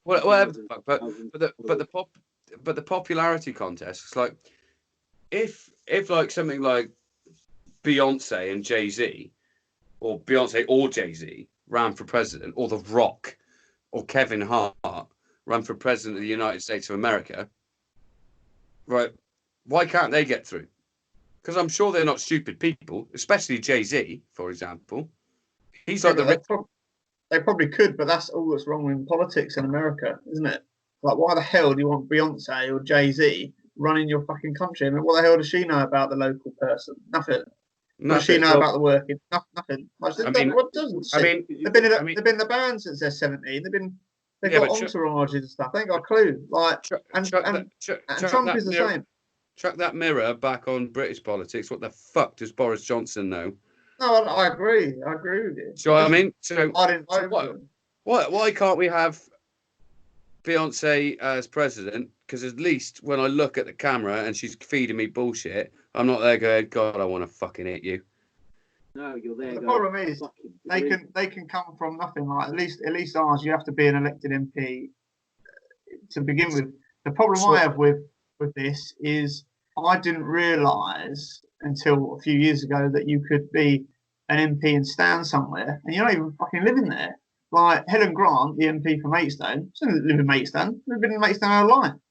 She's in Suffolk or Surrey or somewhere, but she's in a safe Conservative seat in Maidstone, and so they've selected her to stand in Maidstone, and so that she always wins. And that happens everywhere, like across the country. Like you don't live there. Like bloody what was someone was I don't think it's Boris. Someone was Labour in Doncaster. Again, never been to Doncaster. They're not from South Yorkshire. They're from bloody Westminster. But they stand in South Yorkshire in Doncaster. Like, why are they there? And that's the problem. It should be wherever you live, and wherever you register, and wherever you register to vote, that's where you stand. And if you can't stand there and you can't win there, then you're not going to be a politician. Yeah, I'd agree with that. Because how could you be the MP for that? Why are you drinking tea? It got brought to me. It's quite nice though. I should switch back, but she hasn't done it. I don't drink tea. No. No. Why? This could be the new segue. Politics gets a bit fucking boring. I was trying to make politics a bit light by why can't you be good looking and ripped and stacked and be a politician? But it all went a bit fucking sideways. But also, tea. I can't drink tea. I don't like it. I've tried all of them. All the different herby ones, everything. Green teas, just a regular tea, an Earl Grey, tea with sugar. I just literally, I taste it and just go, it tastes like shit. Genuinely, and I've had like it in a teapot, just in my cup. You drink coffee then, didn't you? Yeah, black. Yeah, coffee. Yeah, black. Yeah. Do you know what? I'm going towards black now. I used to be 2 or 3 sugars and milk sort of a man, but to be honest, now I'm going more into sort of dark coffee. This will segue into my podcast where I eventually fucking get round to doing it. But I what did you say? I said that Mammoth coffee is really good. Ah, right. So the reason, so brought to you by Granite Zero. Did you just deep throat that microphone, anal bead? I don't have it anymore. I wanted to make it look like I do have it there, but I've binned it. So I now have to talk up there, but it don't look the same. So I've got a really weird brain, Chris, that I'm not set on things. I'm more than capable of swaying a opinion that I get, but I tend to get flash decisions on what I think of things. I'll give you a pure example. I can't accept a pair of shorts, some flip-flops maybe, and a long sleeve t-shirt. I simply it's like, what do you mean? What do you mean you can't accept it? Like if you see it, what happens? No, it fucking. What do you mean? Sean will tell you. I send him pictures all the time. It fucking enrages me. I'm like, why? Like you must. Until we found out that Mason Jones does it, and he was like, "Oh, that's pretty cool." What about when you go out and you see people they're wearing flip flops and shorts, and it's summer in the bottom half of your body, but in the top you're wearing one of them coats with a fur around the side. I've seen it. Come to London, you see it. Yeah, it's summer in the legs, but the top half of you is cold, so you're wearing a coat. That's exactly my thought on the long sleeve t-shirt. Because if your legs are warm enough, then surely your other expenditures should be warm enough too. But like I said, my brain is alterable. I can't. The thing about the black coffee is that I've got a sign of it still here. It used to be up in my gym. It was it's an excerpt from, I think I've got the book here. Maybe not. It's an excerpt from Twitching with Twite from the book Kiss or Kill. And basically he says, he's talking to himself and he says, cut your hair. Don't worry about the grey. Nobody will notice if they care about you anyway. He's not even rhyming that. That's just how it goes. And then he says, in the morning, take your coffee black. Feel the caffeine surge through your body and use that energy throughout the day. And ever since I read that, I was like, that's what I'm doing then. I'm taking my coffee black and I'm going to take it as strong as possible. And I'm going to use all of the energy. And that might be why I don't like tea. Because black coffee, a strong black coffee, even if it's shitty Nescafe, tastes a hell of a lot stronger than like a tea with milk and sugar. If you get what I mean. I don't know. Is Danny frozen now, or is he? I think he's frozen. It looks like he might have frozen. I've just bought. Really into your conversation. I've bought, or he's got a dick in his mouth. Kind of looks like he's got a dick in his mouth. I don't know what's fucking happened. So, what's your thought on that anyway, Sean? As Danny's not here, do you like a cup of tea? Don't you? No, not anymore. You did for a bit. I went for a little bit. I never, if you remember, before I joined up, I never used to drink hot drinks. It was only when we were out in the field that I started drinking hot drinks, and the first thing was yeah, Danny's out, mate. I think his missus is bollocking him. Whatever, he'll text me in a minute. But yeah, I was introduced to tea, obviously, because it was like, well, you make your cup of tea. He's like, yeah. Oh, he's texted me. It wasn't until I went to Bastion and I sat next to. He said his laptop's crashed. Why does he text me? Oh, really? Oh, he might text me as well. Hold on. Anyway, yeah, laptop crash. I'll invite him back in a minute if he comes back. If he comes back, probably not. I was in Bastion with Dave Feasy, Flight Sergeant Feasy, and he started off with the pods. Oh, nice. Yeah, yeah. He was like, "Do you fancy a coffee?" And I was like, "I don't really like coffee." And he went, "You haven't tasted good coffee, then, have you?" Like, Yeah. That's often true, though, isn't it? That, like, yeah, if you it is. go, right, and this isn't an advert for any coffee company at all, but if you have like an Asda's own instant coffee, and that's your thoughts on coffee, then you're probably not going to like it. But I do it all the time. Well, I have been doing it all the time during lockdown. It's using my cafetiere or using my coffee machine, letting it brew, and it's a completely different taste. Oh, you've got to let it brew as well. Yeah, it's a completely different taste. Don't just put it in there and squish it down. Right. If let me just touch. Hang on, this is for the video viewers, and I'm going to look at the camera right now, and I hope it's my voice gone real deep and sexy. It's sexy, that voice. If you squish your cafetiere right down at the start, turn around, because I get to fuck you now. with his brown dick. Oh. But in all seriousness, I know they've helped out the show a little bit, but seriously, Dead Mammoth Coffee is fucking brilliant.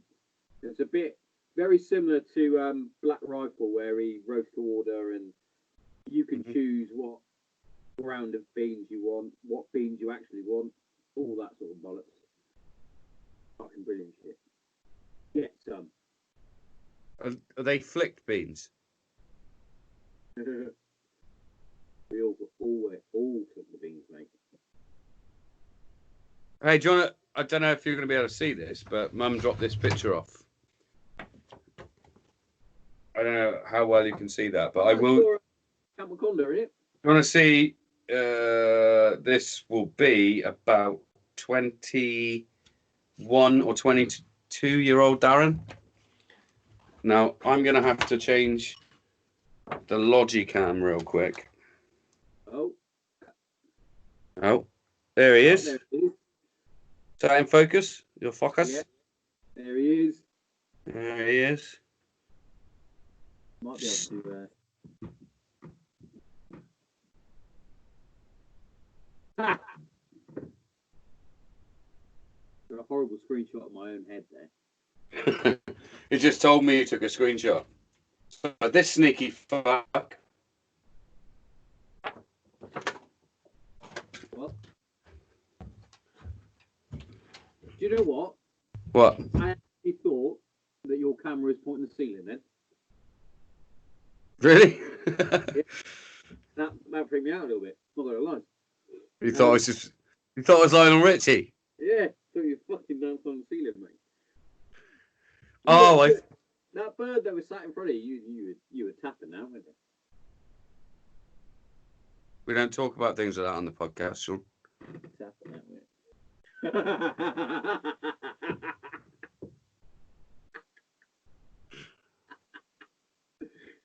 Oh, it's been a long day. I was just going to do something just to see your reaction. Hang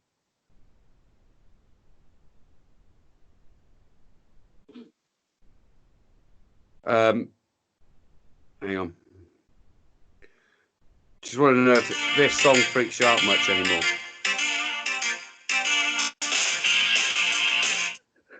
Why does that freak me out?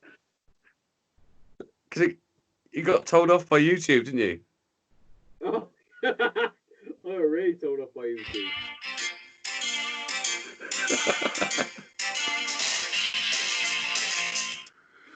I figured if I only play like a tiny little bit, it won't pick it up. Listening to the whole hour and a half. Hey? Who's listening to the whole show for them to say that? No, they have a filter, don't they? But I was thinking that if I can work out this soundboard, Sean, it can be like, you can drop a line like, can you imagine the first Prime Minister with a six-pack and some newly grown blonde side-parting hair and some brown skin when he addresses the nation, I am your new Prime Minister.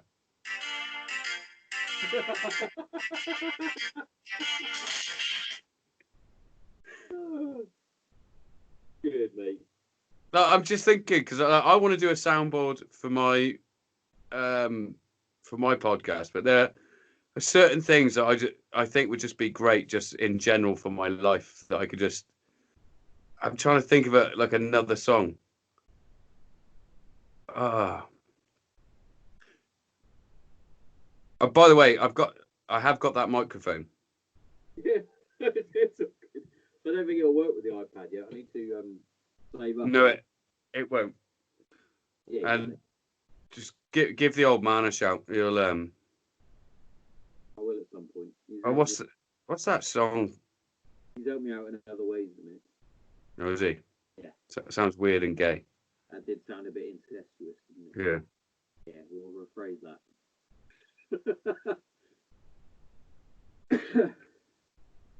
What's that song? What's this? I'm gonna have to Google it quickly. Google that shit. While you're Googling that shit, current event that I saw while I was scrolling through Instagram, Ricky Hatton thinking about lacing the gloves back up. Yeah. Did you see what Tyson Fury did? No? He rang him and he said, Ricky, what you doing? What's the matter? What's going on? You seem depressed. Brilliant. Did you see Mike though? Mike Tyson. Yeah. Impressive. It was only that little brief clip, but holy Jesus Christ. Is he going to do it? Well, from what I've heard through different sources and that, not that I've got loads of connections. Fucking who are you, Ariel Hawani? Yeah, definitely. No, he's. I'm pretty sure he said it on an interview or something. He wants to do a charity fight. It's only going to be like 4 rounds, but he's going to do a charity fight. Yeah, and he gets paid $1 million. Yeah, why not? But he's obviously put that clip in, and now fucking Holyfield has come out and went, well, I'll fight him. I'm going to do some training. Like, Right. Holyfield, over the grand scheme of things, potentially, like, some people will say he was a better fighter, but just because Mike Tyson's come out and said he wants to do a charity match, you can't. Yeah. The thing about Evander Holyfield is he might have been a better boxer. He might have beat Mike Tyson, but he'll never be Mike Tyson. What's the song? No, I can't find it because my keyboard's fucked on my phone again. There's always that thing, isn't there, that Holyfield didn't fight the Mike Tyson before. No. There is that, but there's also Holyfield was exactly what was needed to beat Mike Tyson. Yeah, I agree. Right, I'll give you an example. He is the real deal, Holyfield, after all. yeah, so Mike Tyson was a poor kid, got adopted, was a bullied kid, and he got trained by somebody that wanted to beat his own record, which being Gus D'Amato. It was Gus D'Amato, not Tomato. To beat his own record in having the youngest heavyweight champion, because he believed that this freak-sized, muscle-bound teenager was capable, that he sort of took under his wing, was capable and lived at his house. It's not weird. None of this is weird. This white guy taking a black kid off the streets that was really muscular in the 80s with oil on. So he took him off the streets, trained him in the same way that he trained Floyd Patterson. Hypnotized him, didn't suck his cock. Took this child that was a big ball of anger, and the reason he was a big ball of anger is because he used to get picked on. And what used to happen, because he didn't have any parents or proper parents, used to run away and hide. Taught him what to do with that. So the reason that Tyson was so explosive, so savage, this is only my theory anyway, it's not based on anything. I've just read a lot on Mike Tyson and a few other boxers. But basically this child that was a coward, would rather run away, taught him he didn't have to run away. You're a fucking machine. Let me show you how to use your body. No homo. Created Tyson, told him about the work ethic and everything. Tyson sucked it all up.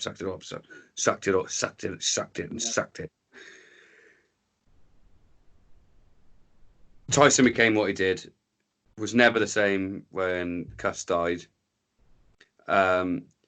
And in some respects, and until recently, I'd say, the coward came back. Hid behind cocaine and marijuana, etc., until he became a massive marijuana farmer now. But he hid behind the fame, the tigers, the women, the court cases. He hid because the more he was hiding, the less he had to spend in the ring, where he didn't want to be. Because then this is where I come full circle. This is possibly the longest winded conversation of all time. But Evander Holyfield was a homeboy, brought up by his mum, very strict woman. I feel like I'm maybe getting confused with two different boxes here, but I know for a fact that Holyfield was either brought up by both his parents or just his mum, and they were very strict. And if he didn't behave himself, he got taken down at the bottom of the garden and got given a fucking hiding. He then took himself into boxing, or he got put into boxing by his parents. I don't know as much about Holyfield, but I know this much is more or less a moral guidance into how he got there. I am not quoting anything, and I can't remember the actual facts, but basically got himself into boxing after having a very strict background, and was used to being bullied. And I will say that any parents that have to beat their kids in any way, you're bullying your kids. So he was used to being bullied. So fighting a bully was fuck all to Holyfield. Yeah. Trying to get a rise out of somebody to Tyson was a big deal. And when that person finally, not a fluke or anything like that person finally stood toe to toe with him, went, "You don't scare me. I'm better than you." What did Mike Tyson do? And got the fuck out of there, like Mike Tyson always does. Always did. I'm not saying he still does that now. He's got all the talent in the fucking world. In the world. But that doesn't take away from the core value that Mike Tyson had from when he was a kid. And I'm not even saying that's a bad thing. As soon as Mike Tyson started getting lit up, his first reaction was go back to being a kid. It's the same as like a UFC fighter. That's a wrestler who decides he's going to start throwing hands. As soon as he gets fucking punched on the nose, it's the first thing they do. Shoot a double. Yeah, shoot a double. What's the jiu-jitsu guy do? Roll to their back. Do you know what I mean? And I'm not saying Mike Tyson's a coward by any means.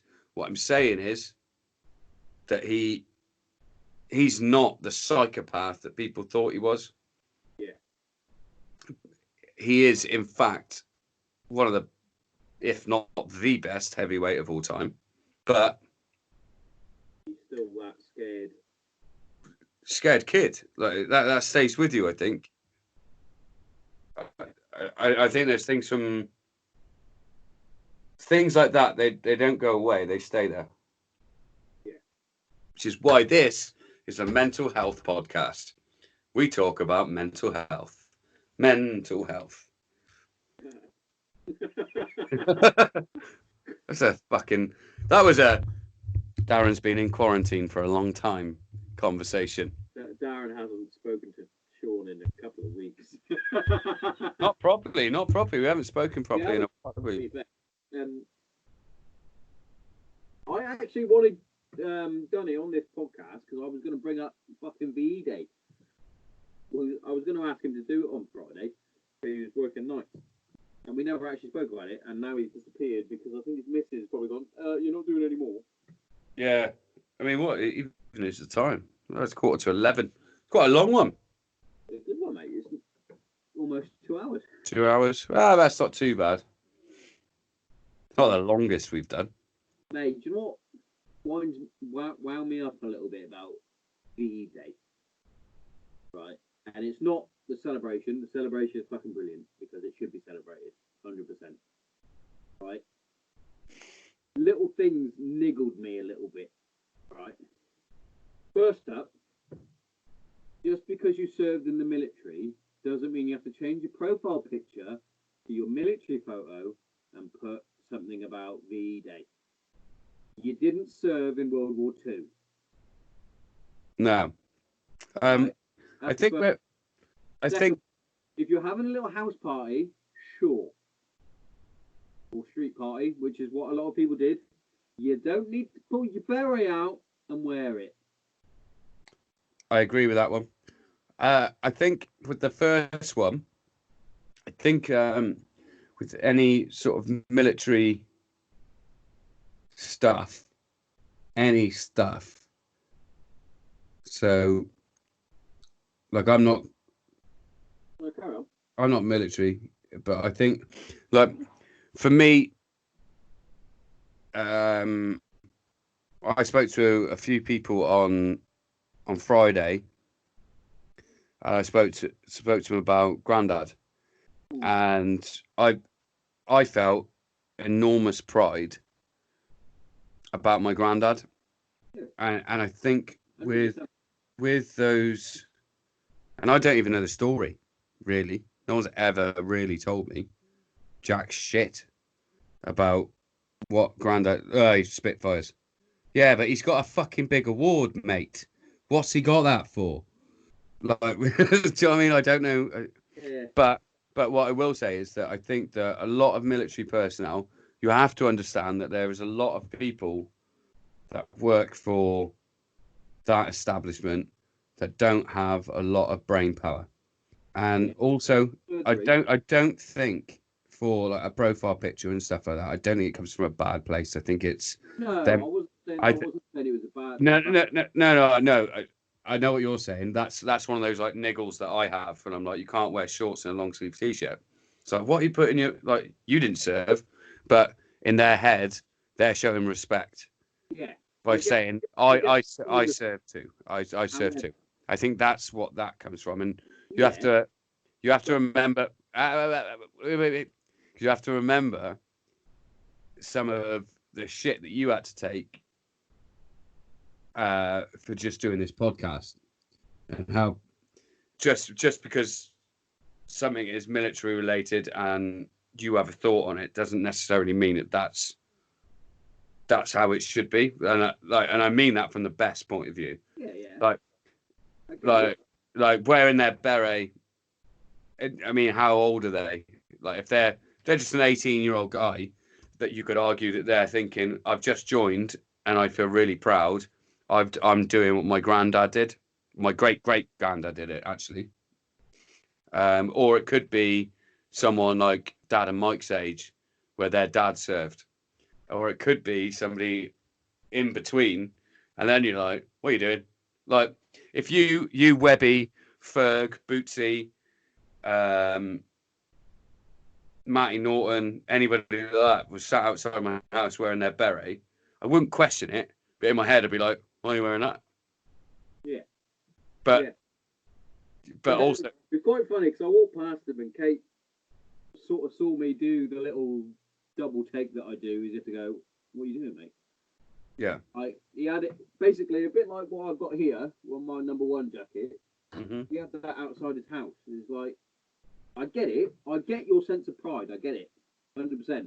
I'm one of the most passionate people about my service because of what I achieved when I was there. 100%. Veterans fucking Armed Forces Day, I think it's called.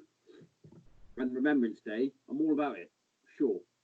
Even now, talking about the military, I could talk your ears off about the military for the 5.5 years that I served. V-Day was when we won the war against the Nazis in Europe. That's what that is. I didn't serve in the military in World War II. No, I think what the. But I understand. I get. Yes, I'm a service member. I should show my respects. No, I don't think that's the point. I think that for some people, that's their way of showing respect. Because I may not have been in that fucking shit tunnel, but I've served, or I am serving. I understand where you're coming from, but a lot of people will say the same about like Remembrance Day. They'll go, "Well, you weren't in World War One." Well, it's not just about World War One; about all wars. But D-Day is Victory in Europe Day. Yeah. And I was trying to say to Kate, yeah, it's celebrated every year. However, the big ones are celebrated with the street parties. Yeah. I think it should be a street party every year because. Why the fuck not? Should be a bank holiday. But not that makes any difference to you or me. But another thing I'll say then which is same scenario, different section of people. On V-Day, we took a care package up to Gran, and it was just a few sausages and that. Yeah. Sorry, I just wanted to. Just because she's too old to be going to the shops and stuff, and I stayed in the car, but Jonah had dropped off too much meat and stuff like that, so it's like, go on, we'll take this up to go see Terry. On the way there, I saw about 5 couples or families dressed in sort of 1940s gear, and I was sort of looking. I didn't say anything. Just in my head, I was like, is that how they dress, or they just dressed up, or are they dressing up, or what? And I'm pretty sure they were dressing up, and they were dressing up probably to give that sort of V-Day feel, and that's why I think for that, like, have the violin music playing. Yeah, I did that. I sat at the front on my own. Yeah, I know you did. You told me. On my ones. Your onesie. Everybody else was too pissed and went in. Lana was pissed when we fucking FaceTime. Yeah. Well, it wasn't just Lana. I went out in front of my house. I think the closest. It was a real shame that we had this lockdown instructions. I know there was a lot of people that didn't really abide by them. Thanks all. We did. But the street, how good would it have been if we were allowed out to mingle, like with a street party? I was telling Kate about the time. I think it was the Queen's Golden Jubilee, and there was a street party at Chris's old Smudger's Street. Was it Hampton Court? Yeah. Place, Hampton Place, wherever it is. Everybody was out in the street. I know it's not a massive street. It really isn't. That's one of the only street parties I recall, really. But I was like, seeing these people out in the front, having a few beers, I was like, this would have been so much better if you could mingle. It was just a bit of a shame, really. Yeah. But I also think they wouldn't have happened. It wouldn't have happened. Because everybody would have been in the back garden having a barbecue. Yeah. Which is what I said to Kate. I went, if this bank holiday happened without lockdown, we'd have been around your mum and dad's having a barbecue. Yeah. It'd have been good still, but you would have been all the flags are very. I doubt as many flags would have been flying. Put it that way. Well, yeah, I got the same thoughts as in yeah. So lockdown, I can't go to the gym, can't go swimming, can't go sauna. I was literally thinking this out the back earlier on my own, because that's pretty much what I have to do. And I thought, well, you know what? Even though I played football with my neighbour, went to school for a long time with my neighbour across the road, went to school with my neighbour across the road's brother, and trained her at Archways, I wouldn't have probably spoken to any of those people at all, probably, other than maybe my name. I'm not going to say their names, because we don't know how massive this podcast is going to be in a year's time. But I wouldn't necessarily have not known them. I wouldn't have spoken to him. I'd have been like, you all right, mate? Passing, isn't it? It's you all right, mate? How's it going? And then every fourth Saturday, be like, Tommo, how's it going? How's the family? Hey, be shit if there was a pandemic and it was planned to crash the world economy. Ooh. And for China. Do you know what? I got a text off Dad. By the way. Oh, do you? Say it. I'm going to show you something quick. I've got it in here. What are you doing? Seriously. The proudness. Oh, the granddad's medals, aren't they? Look at them. Right. So that's his BEM that nobody knows about. Yeah, but nobody knows what that's for. And I believe this one here, that is a World War II Act of Valor medal. Yeah.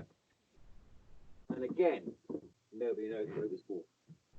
So there's two. He's got two active valors. Yep. Ah. There he is. There he is. That's a hurricane, by the way.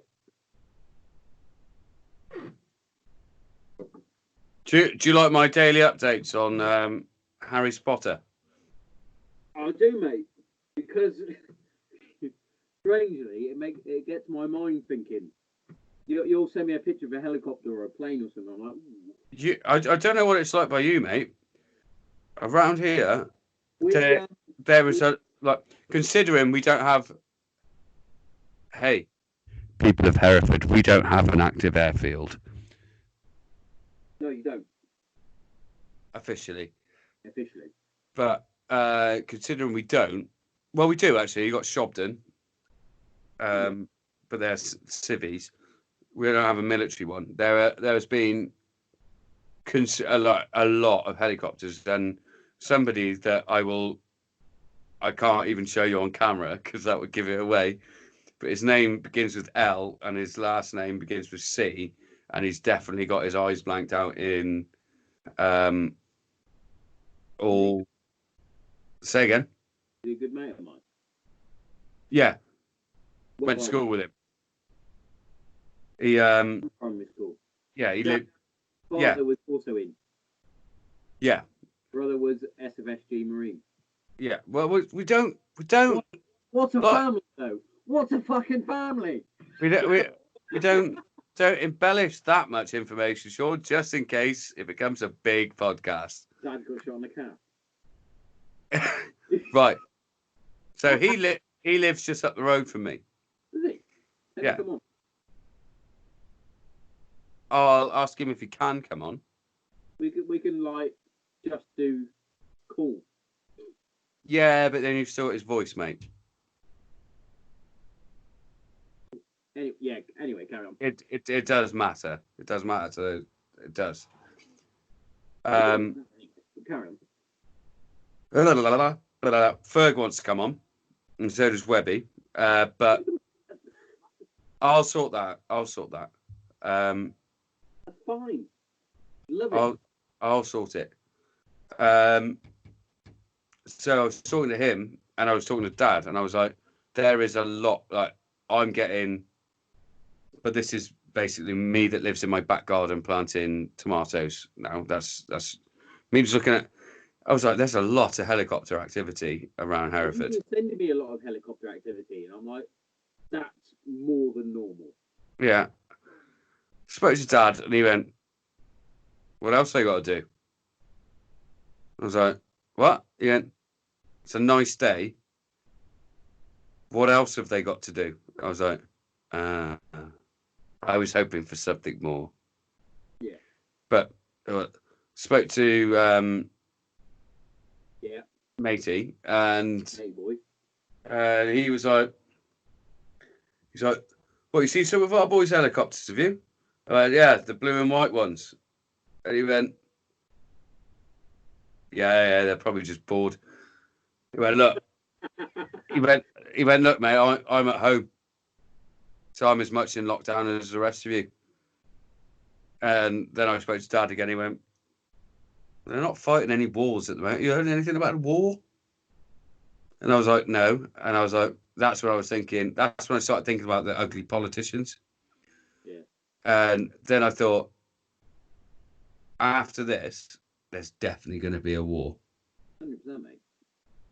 Definitely going to be a war. What the fucking hell have I been babbling on about for 2 hours? I feel like I've been talking a lot. You have been talking a lot, but I enjoy it.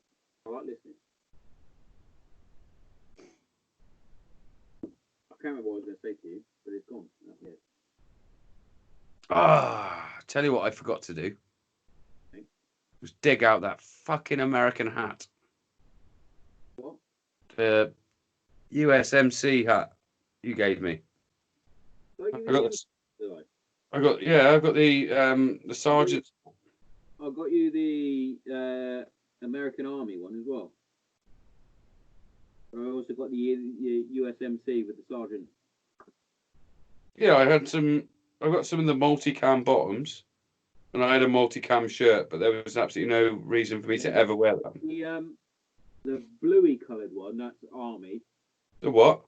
Oh yeah, I've got two. I've got a sandy coloured. The only one is USMC. It'll have the Globen fucking anchor on it. And the other one was the Army. The multicam one. Yeah. Yeah, I meant to put that on, but also. I got you two things which would look really good in the fucking shed. Yeah. The thing about a shed, though, there's only so much room.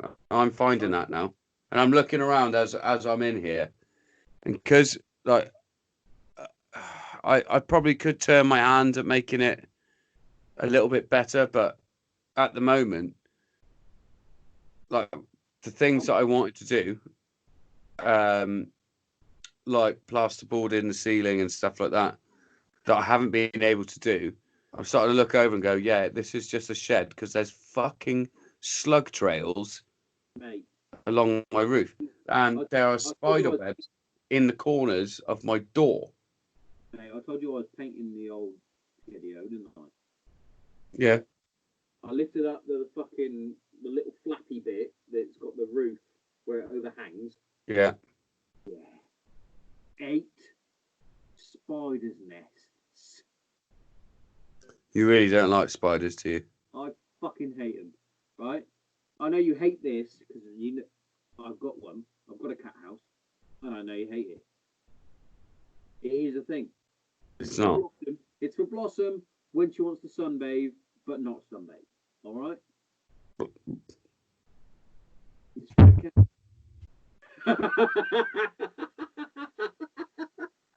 Anyway, I was painting that. Turned to the right hand side of it. There was the only way I can describe it was a colony of baby spiders. Oh, have you seen that? There was Sorry, thousands- I was blood red mad then. I know I said it. Have you seen the? I'm sure. I feel like you probably haven't.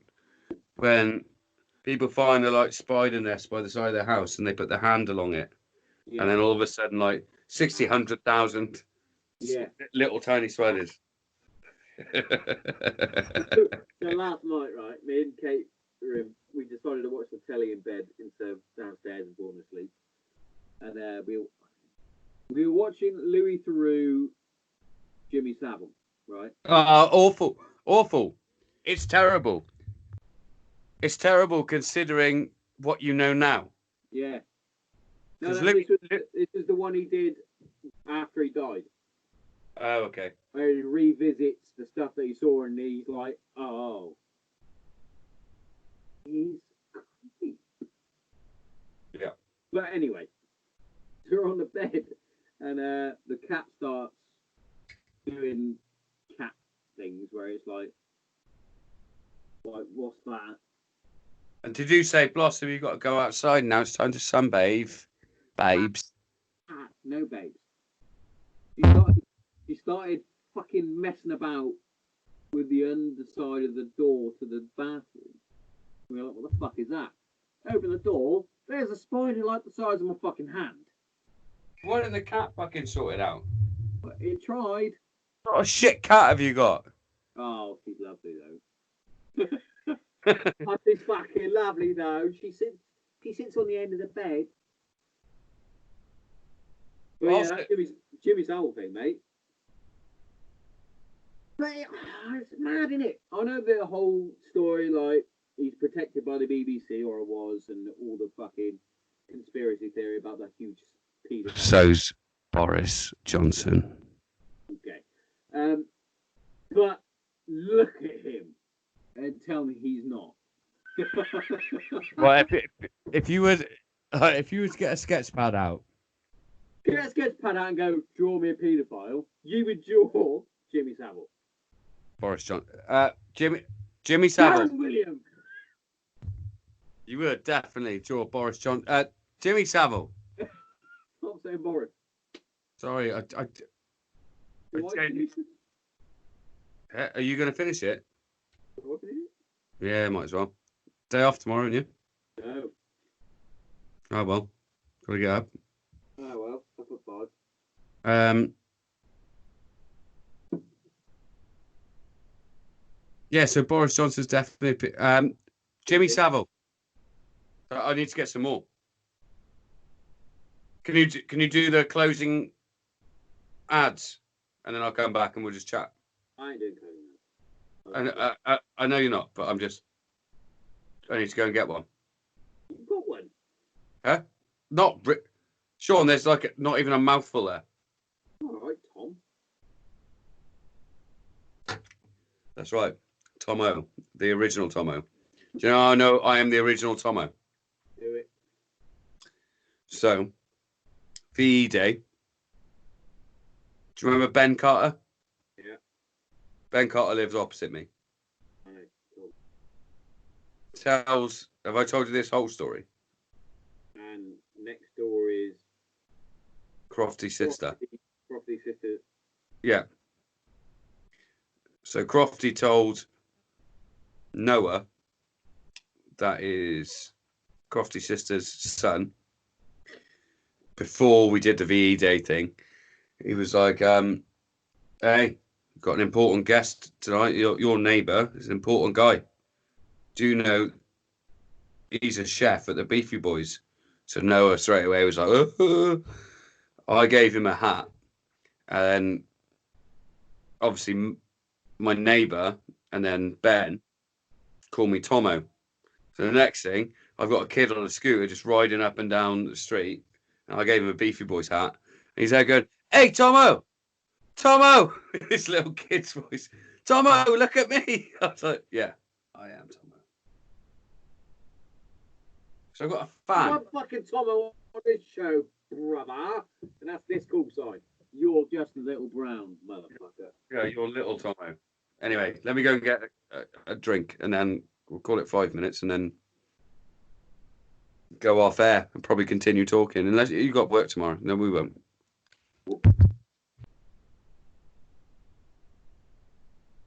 I'll just check messages while you're away.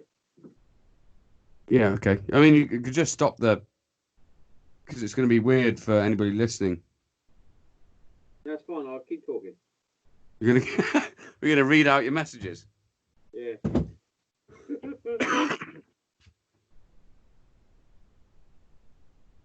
I've got lots of lovely messages.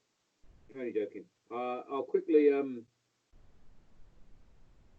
top up about, the standard Mammoth coffee, Infusion CBD, Combat Fuel, Rite Flank. All those guys help support the podcast. As Darren mentioned earlier, they're not fully fledged sponsors, but I do have promo codes for all of them, which I will mention or have mentioned at the start of the show.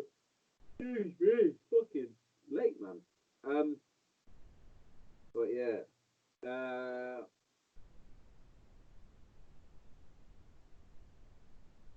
it's been a fucking good a good chat today with Darren and Chris.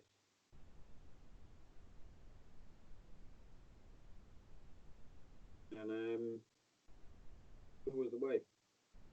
Oh.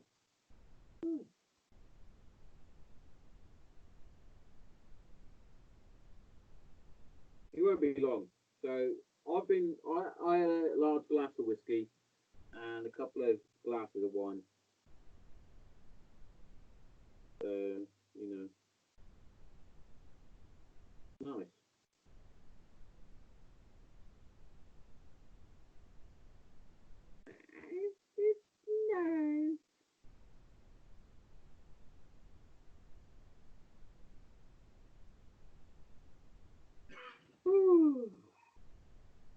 But yeah, it might be a bit strange this point in the podcast for everybody else, but it is what it is. Sometimes this is what happens.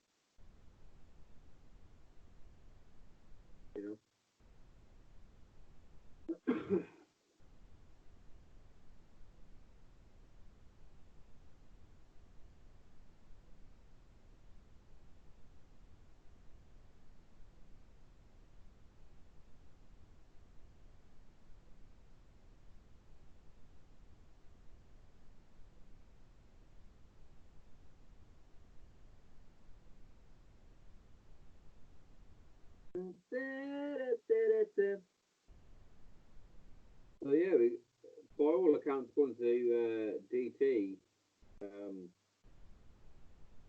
got a fair few guests lined up. This Berg will be,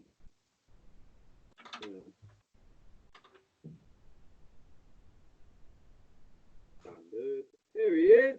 He's fucking brown, so brown. Yo. Oh, so brown. So, what have you been talking about? Not a lot, mate. I literally was rambling on about nothing, really. Right. So, didn't get to the bottom of it, and I'd like to actually hear your opinion. Yeah, bro. Not that we can go on for much longer, but why do you think? Because Dunny was going into his he likes a political debate, doesn't he? Oh, he loves politics, mate.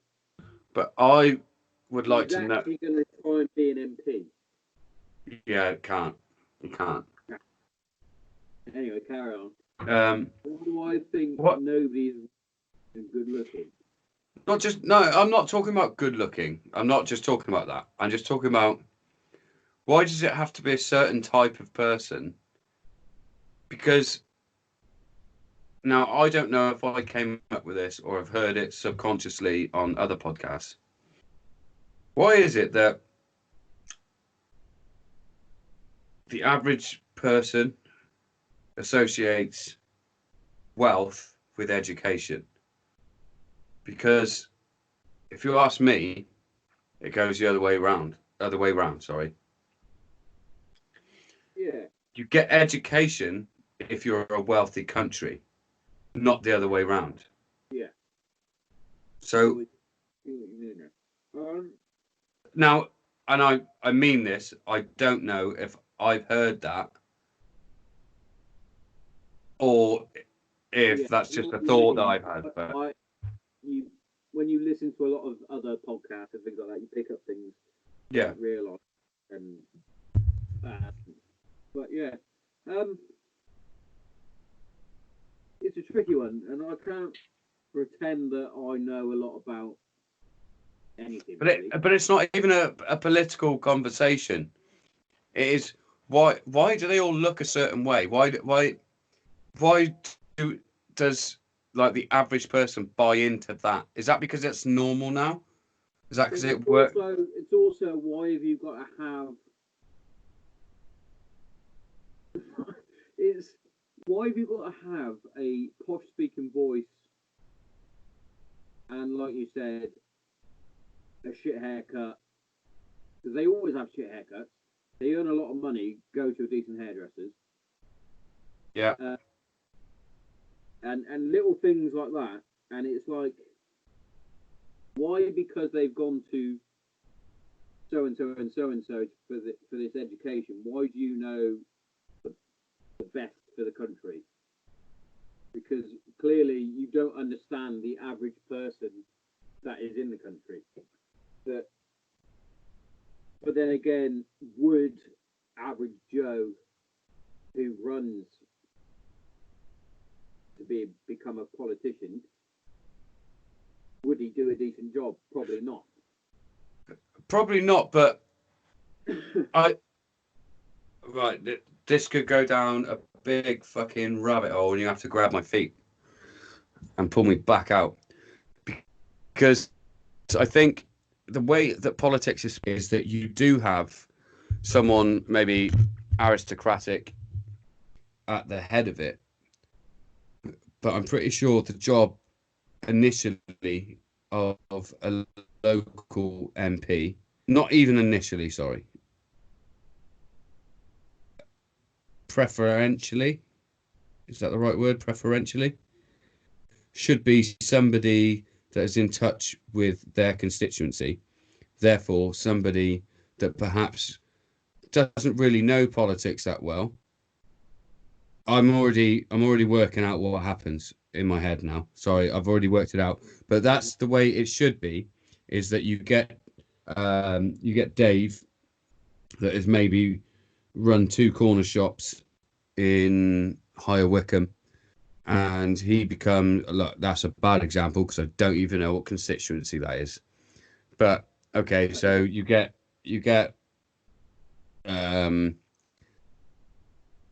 Michael Jones that has run 2 butcher shops in Herefordshire, and he runs for North Herefordshire as the MP. He gets it. He's been around people. He knows the locals relatively, and he can give the opinion of North Herefordshire to Parliament. But I already worked it out without even going any further or having any interaction with you.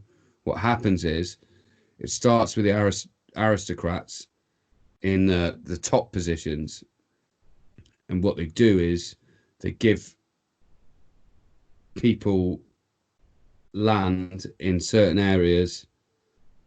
They then become aristocratic in their own right. So they're not lords or anything like that, but they've got their God-given right to swan about with mummies and daddies' money, and they want to rub shoulders with the politicians, which is why Chris was, you need to get in through the back door, because otherwise you just run up against a load of rich people who go, you can't fucking come around here telling me what to do. Get out, peasant. And that's it's basically like a monarchy, but in a more spread out way. I know a lot of people really don't like him, but then you get the odd bloke that pops up who has out there views. For example, Nigel Farage. Not many people like him.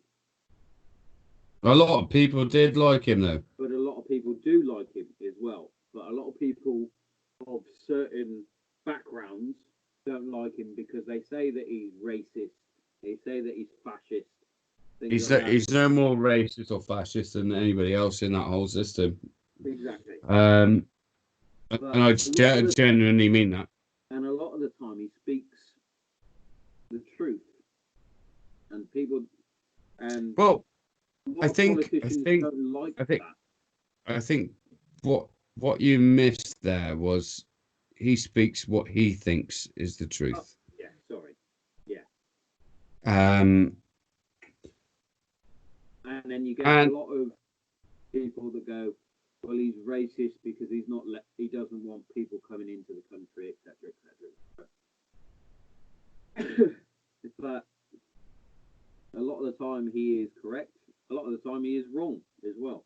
I think that anybody that talks about coming into countries and stuff like that, I mean, I understand that we have our welfare states and stuff like that, but we're all working off imaginary borders that were put in place by people that had less of an idea of what they would. They didn't even have the internet.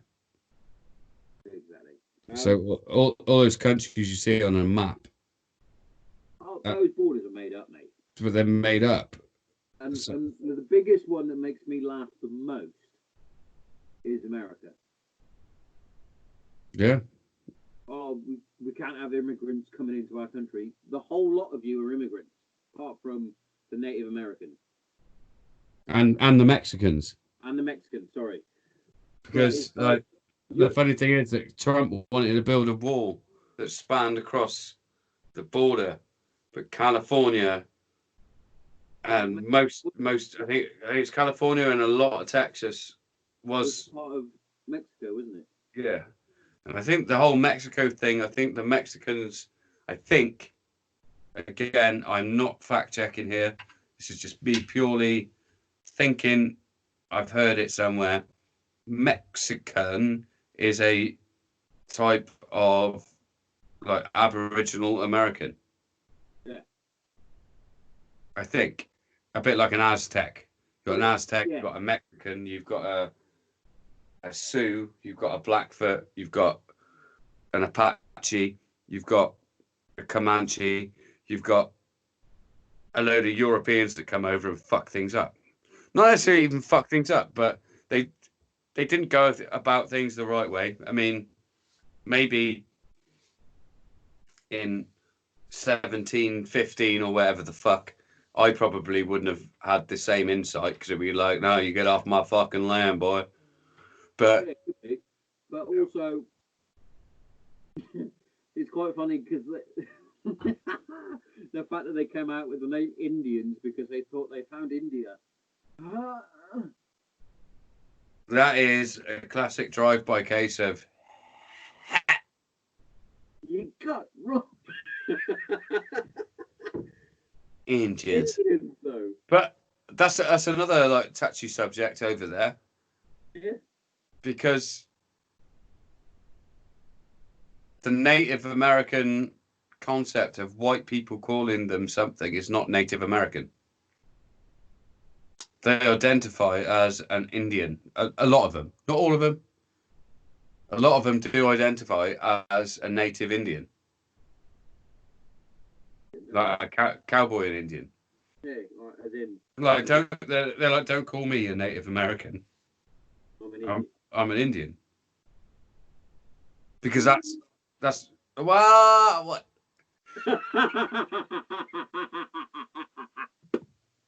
That right, I wasn't being racist or anything. That's from movies. I'm a privileged white background.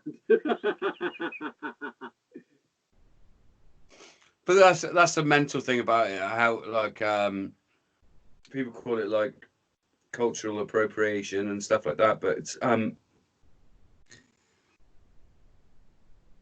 is it you're allowed to make a joke? Yeah. Do you know what I mean?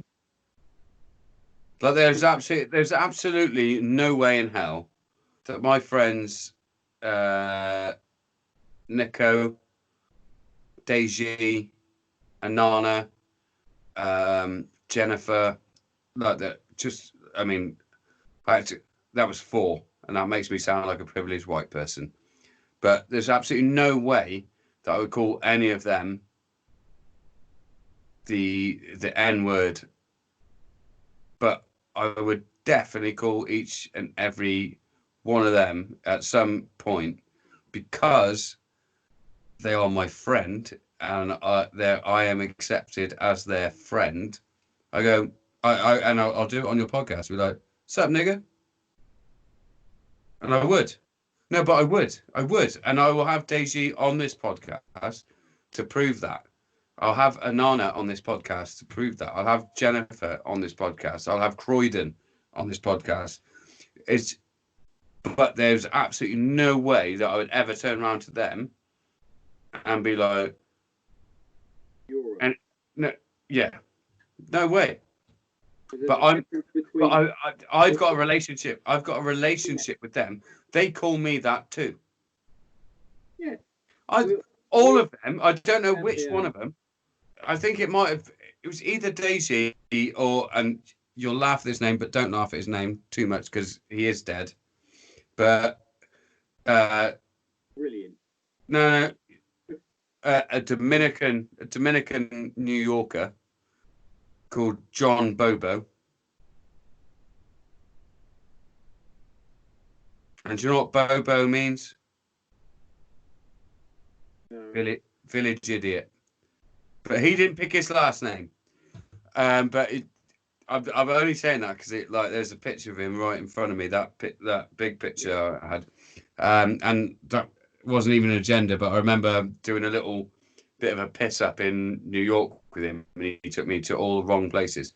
Where, as a white person, I was shitting myself, and then realised I'm little brown.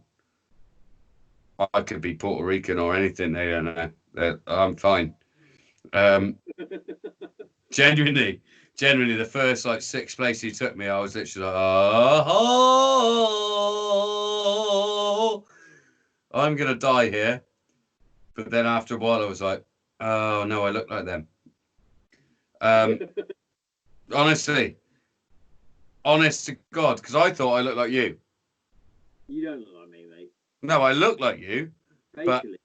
but in that situation, if there's me and you in that situation, in a Hispanic, I've deterred from my story, but it makes sense now.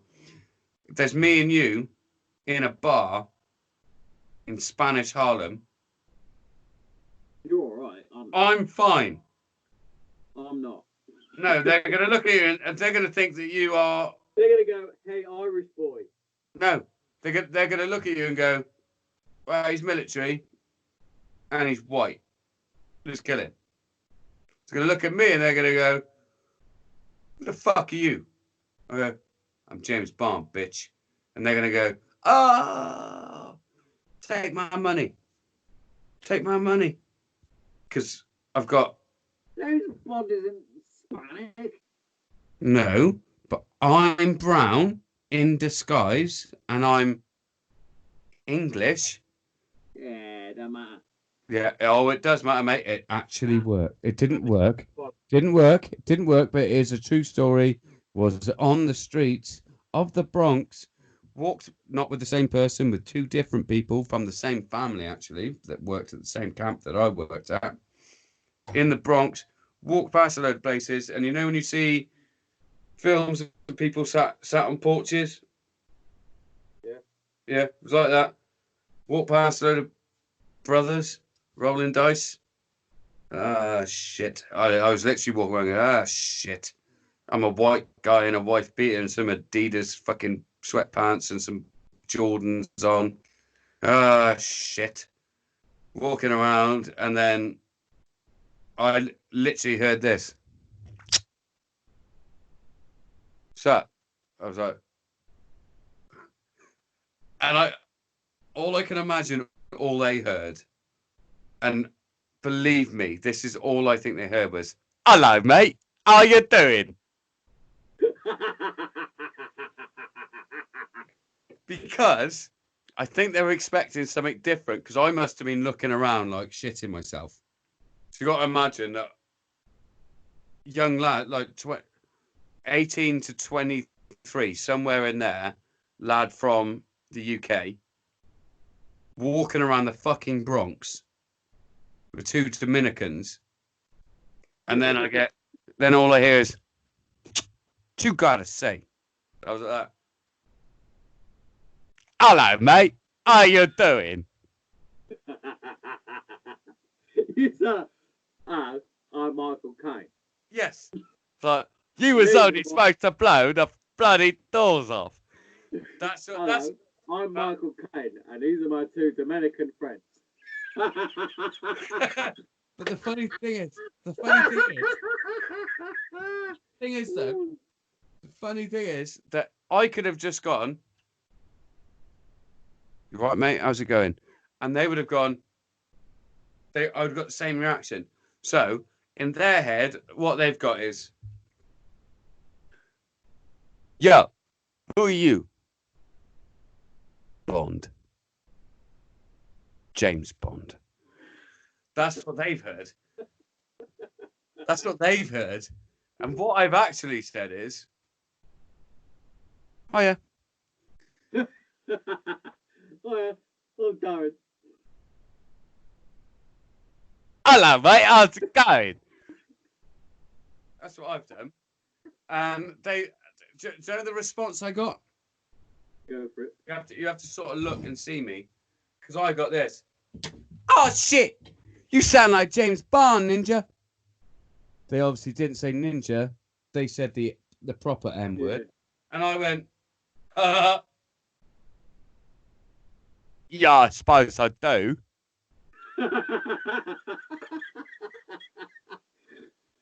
Father, do. That's really funny. And I ended up sitting and talking to him for ages. Don't think I didn't notice the straps they had on the hits. I was like, ha ha ha ha ha, the whole time. Every time they made it funny, ha ha ha ha. Yeah, I'm really finding this funny. Don't use that though. Please don't shoot me in the face. I mean, obviously they didn't, and I had a good time. And I drank an extraordinary amount of whiskey. For no reason. They kept giving it to me. They kept giving it to me. It was shit whiskey as well. It was like, I can't even remember what it was called.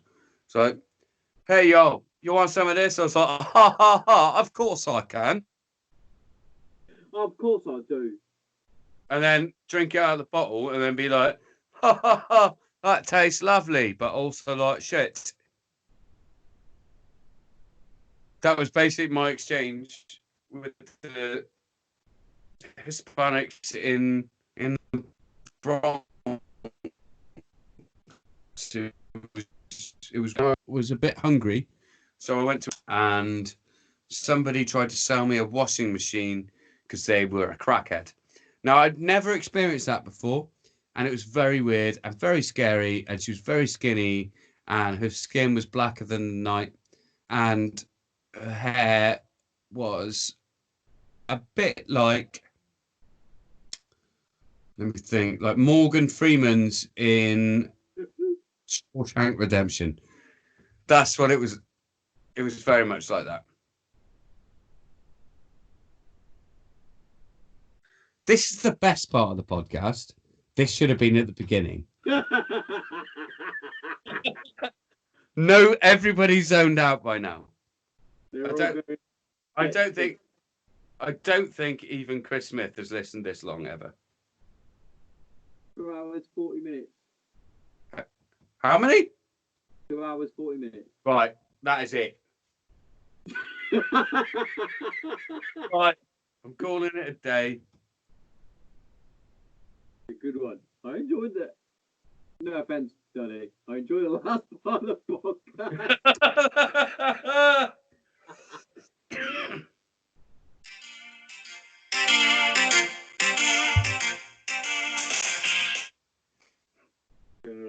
That's all. Oh, I should have used that in my little story then, and that's a real story. It's like, where are you from? I don't know. I might be from Sussex, or I might be from Doncaster.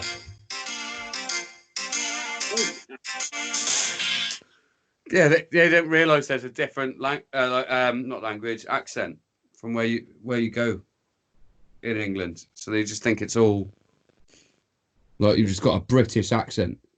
It's like what? You have to sound like James Bond.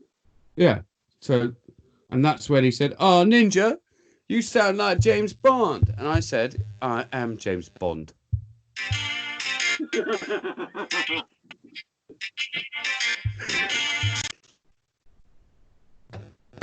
So, yeah. What we should have done is spliced it. I can maybe splice this audio. This is two separate podcasts. Huh? Oh, yeah. Like... Getting flies in me. Oh, no. You can't hear that on the audio. But I said we should try and splice it because there's two separate podcasts here. Neither of which make any sense. Doesn't need to go into their podcast. That's how we roll. Hey, Ninja. Almost. Almost kicked off all platforms. All platforms. I got basketball trainers on. It's fine. I'm gonna get me some Jordans. They're as expensive as the Preds though, but I'm gonna get more use out of the Jordans. Jordan ones, they're 85 to 95 quid. JD Sports. Worth it, every penny. Don't actually play basketball in them though. Ruining your feet.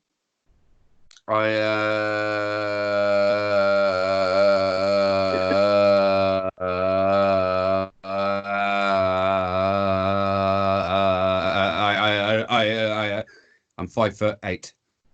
There's no way I'm playing basketball. I am. Yeah. I am. Yeah. In fact, I've grown. Not a fact. You haven't grown. You're 37.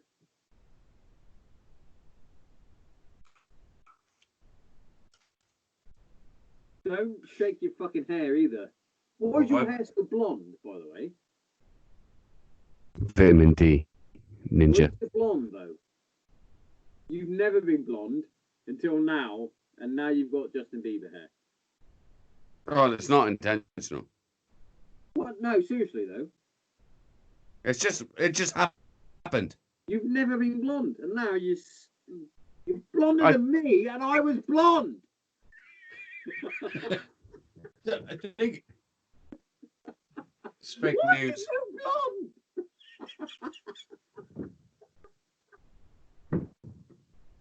I'm not having this. I'm not having this. No. I've spent 8 weeks 8 weeks outside. dyeing your hair blonde. Oh no. I definitely haven't dyed my hair. It might, it, No, I'm no, gonna because take it as the light. Viking warrior. it matches my beard. No, Anyway, all of my hair on my head has gone blonde. weird. It is quite blonde. I didn't realise that. Great. I'm fucking Right. sexy as Before well. we get into fucking hair talk, fucking call it a day. Alright, dude. Oh, fuck. I can hear you now. You could hear me before, you helmet. No. Yeah. Okay, now it's gone weird again. Alright, Anyway. I don't know what you did with whatever doing? you were doing then. No, you're a lot louder now. Fell closer to the iPad. Oh. I need to get you this microphone sent in the post, don't I? Fired. Right, anyway. You can, I think you can do it as well, by the way. What? It's got a Thunderbolt to USB. I think I've got it. Happy days. All right. No.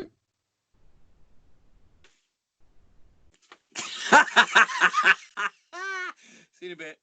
Bye.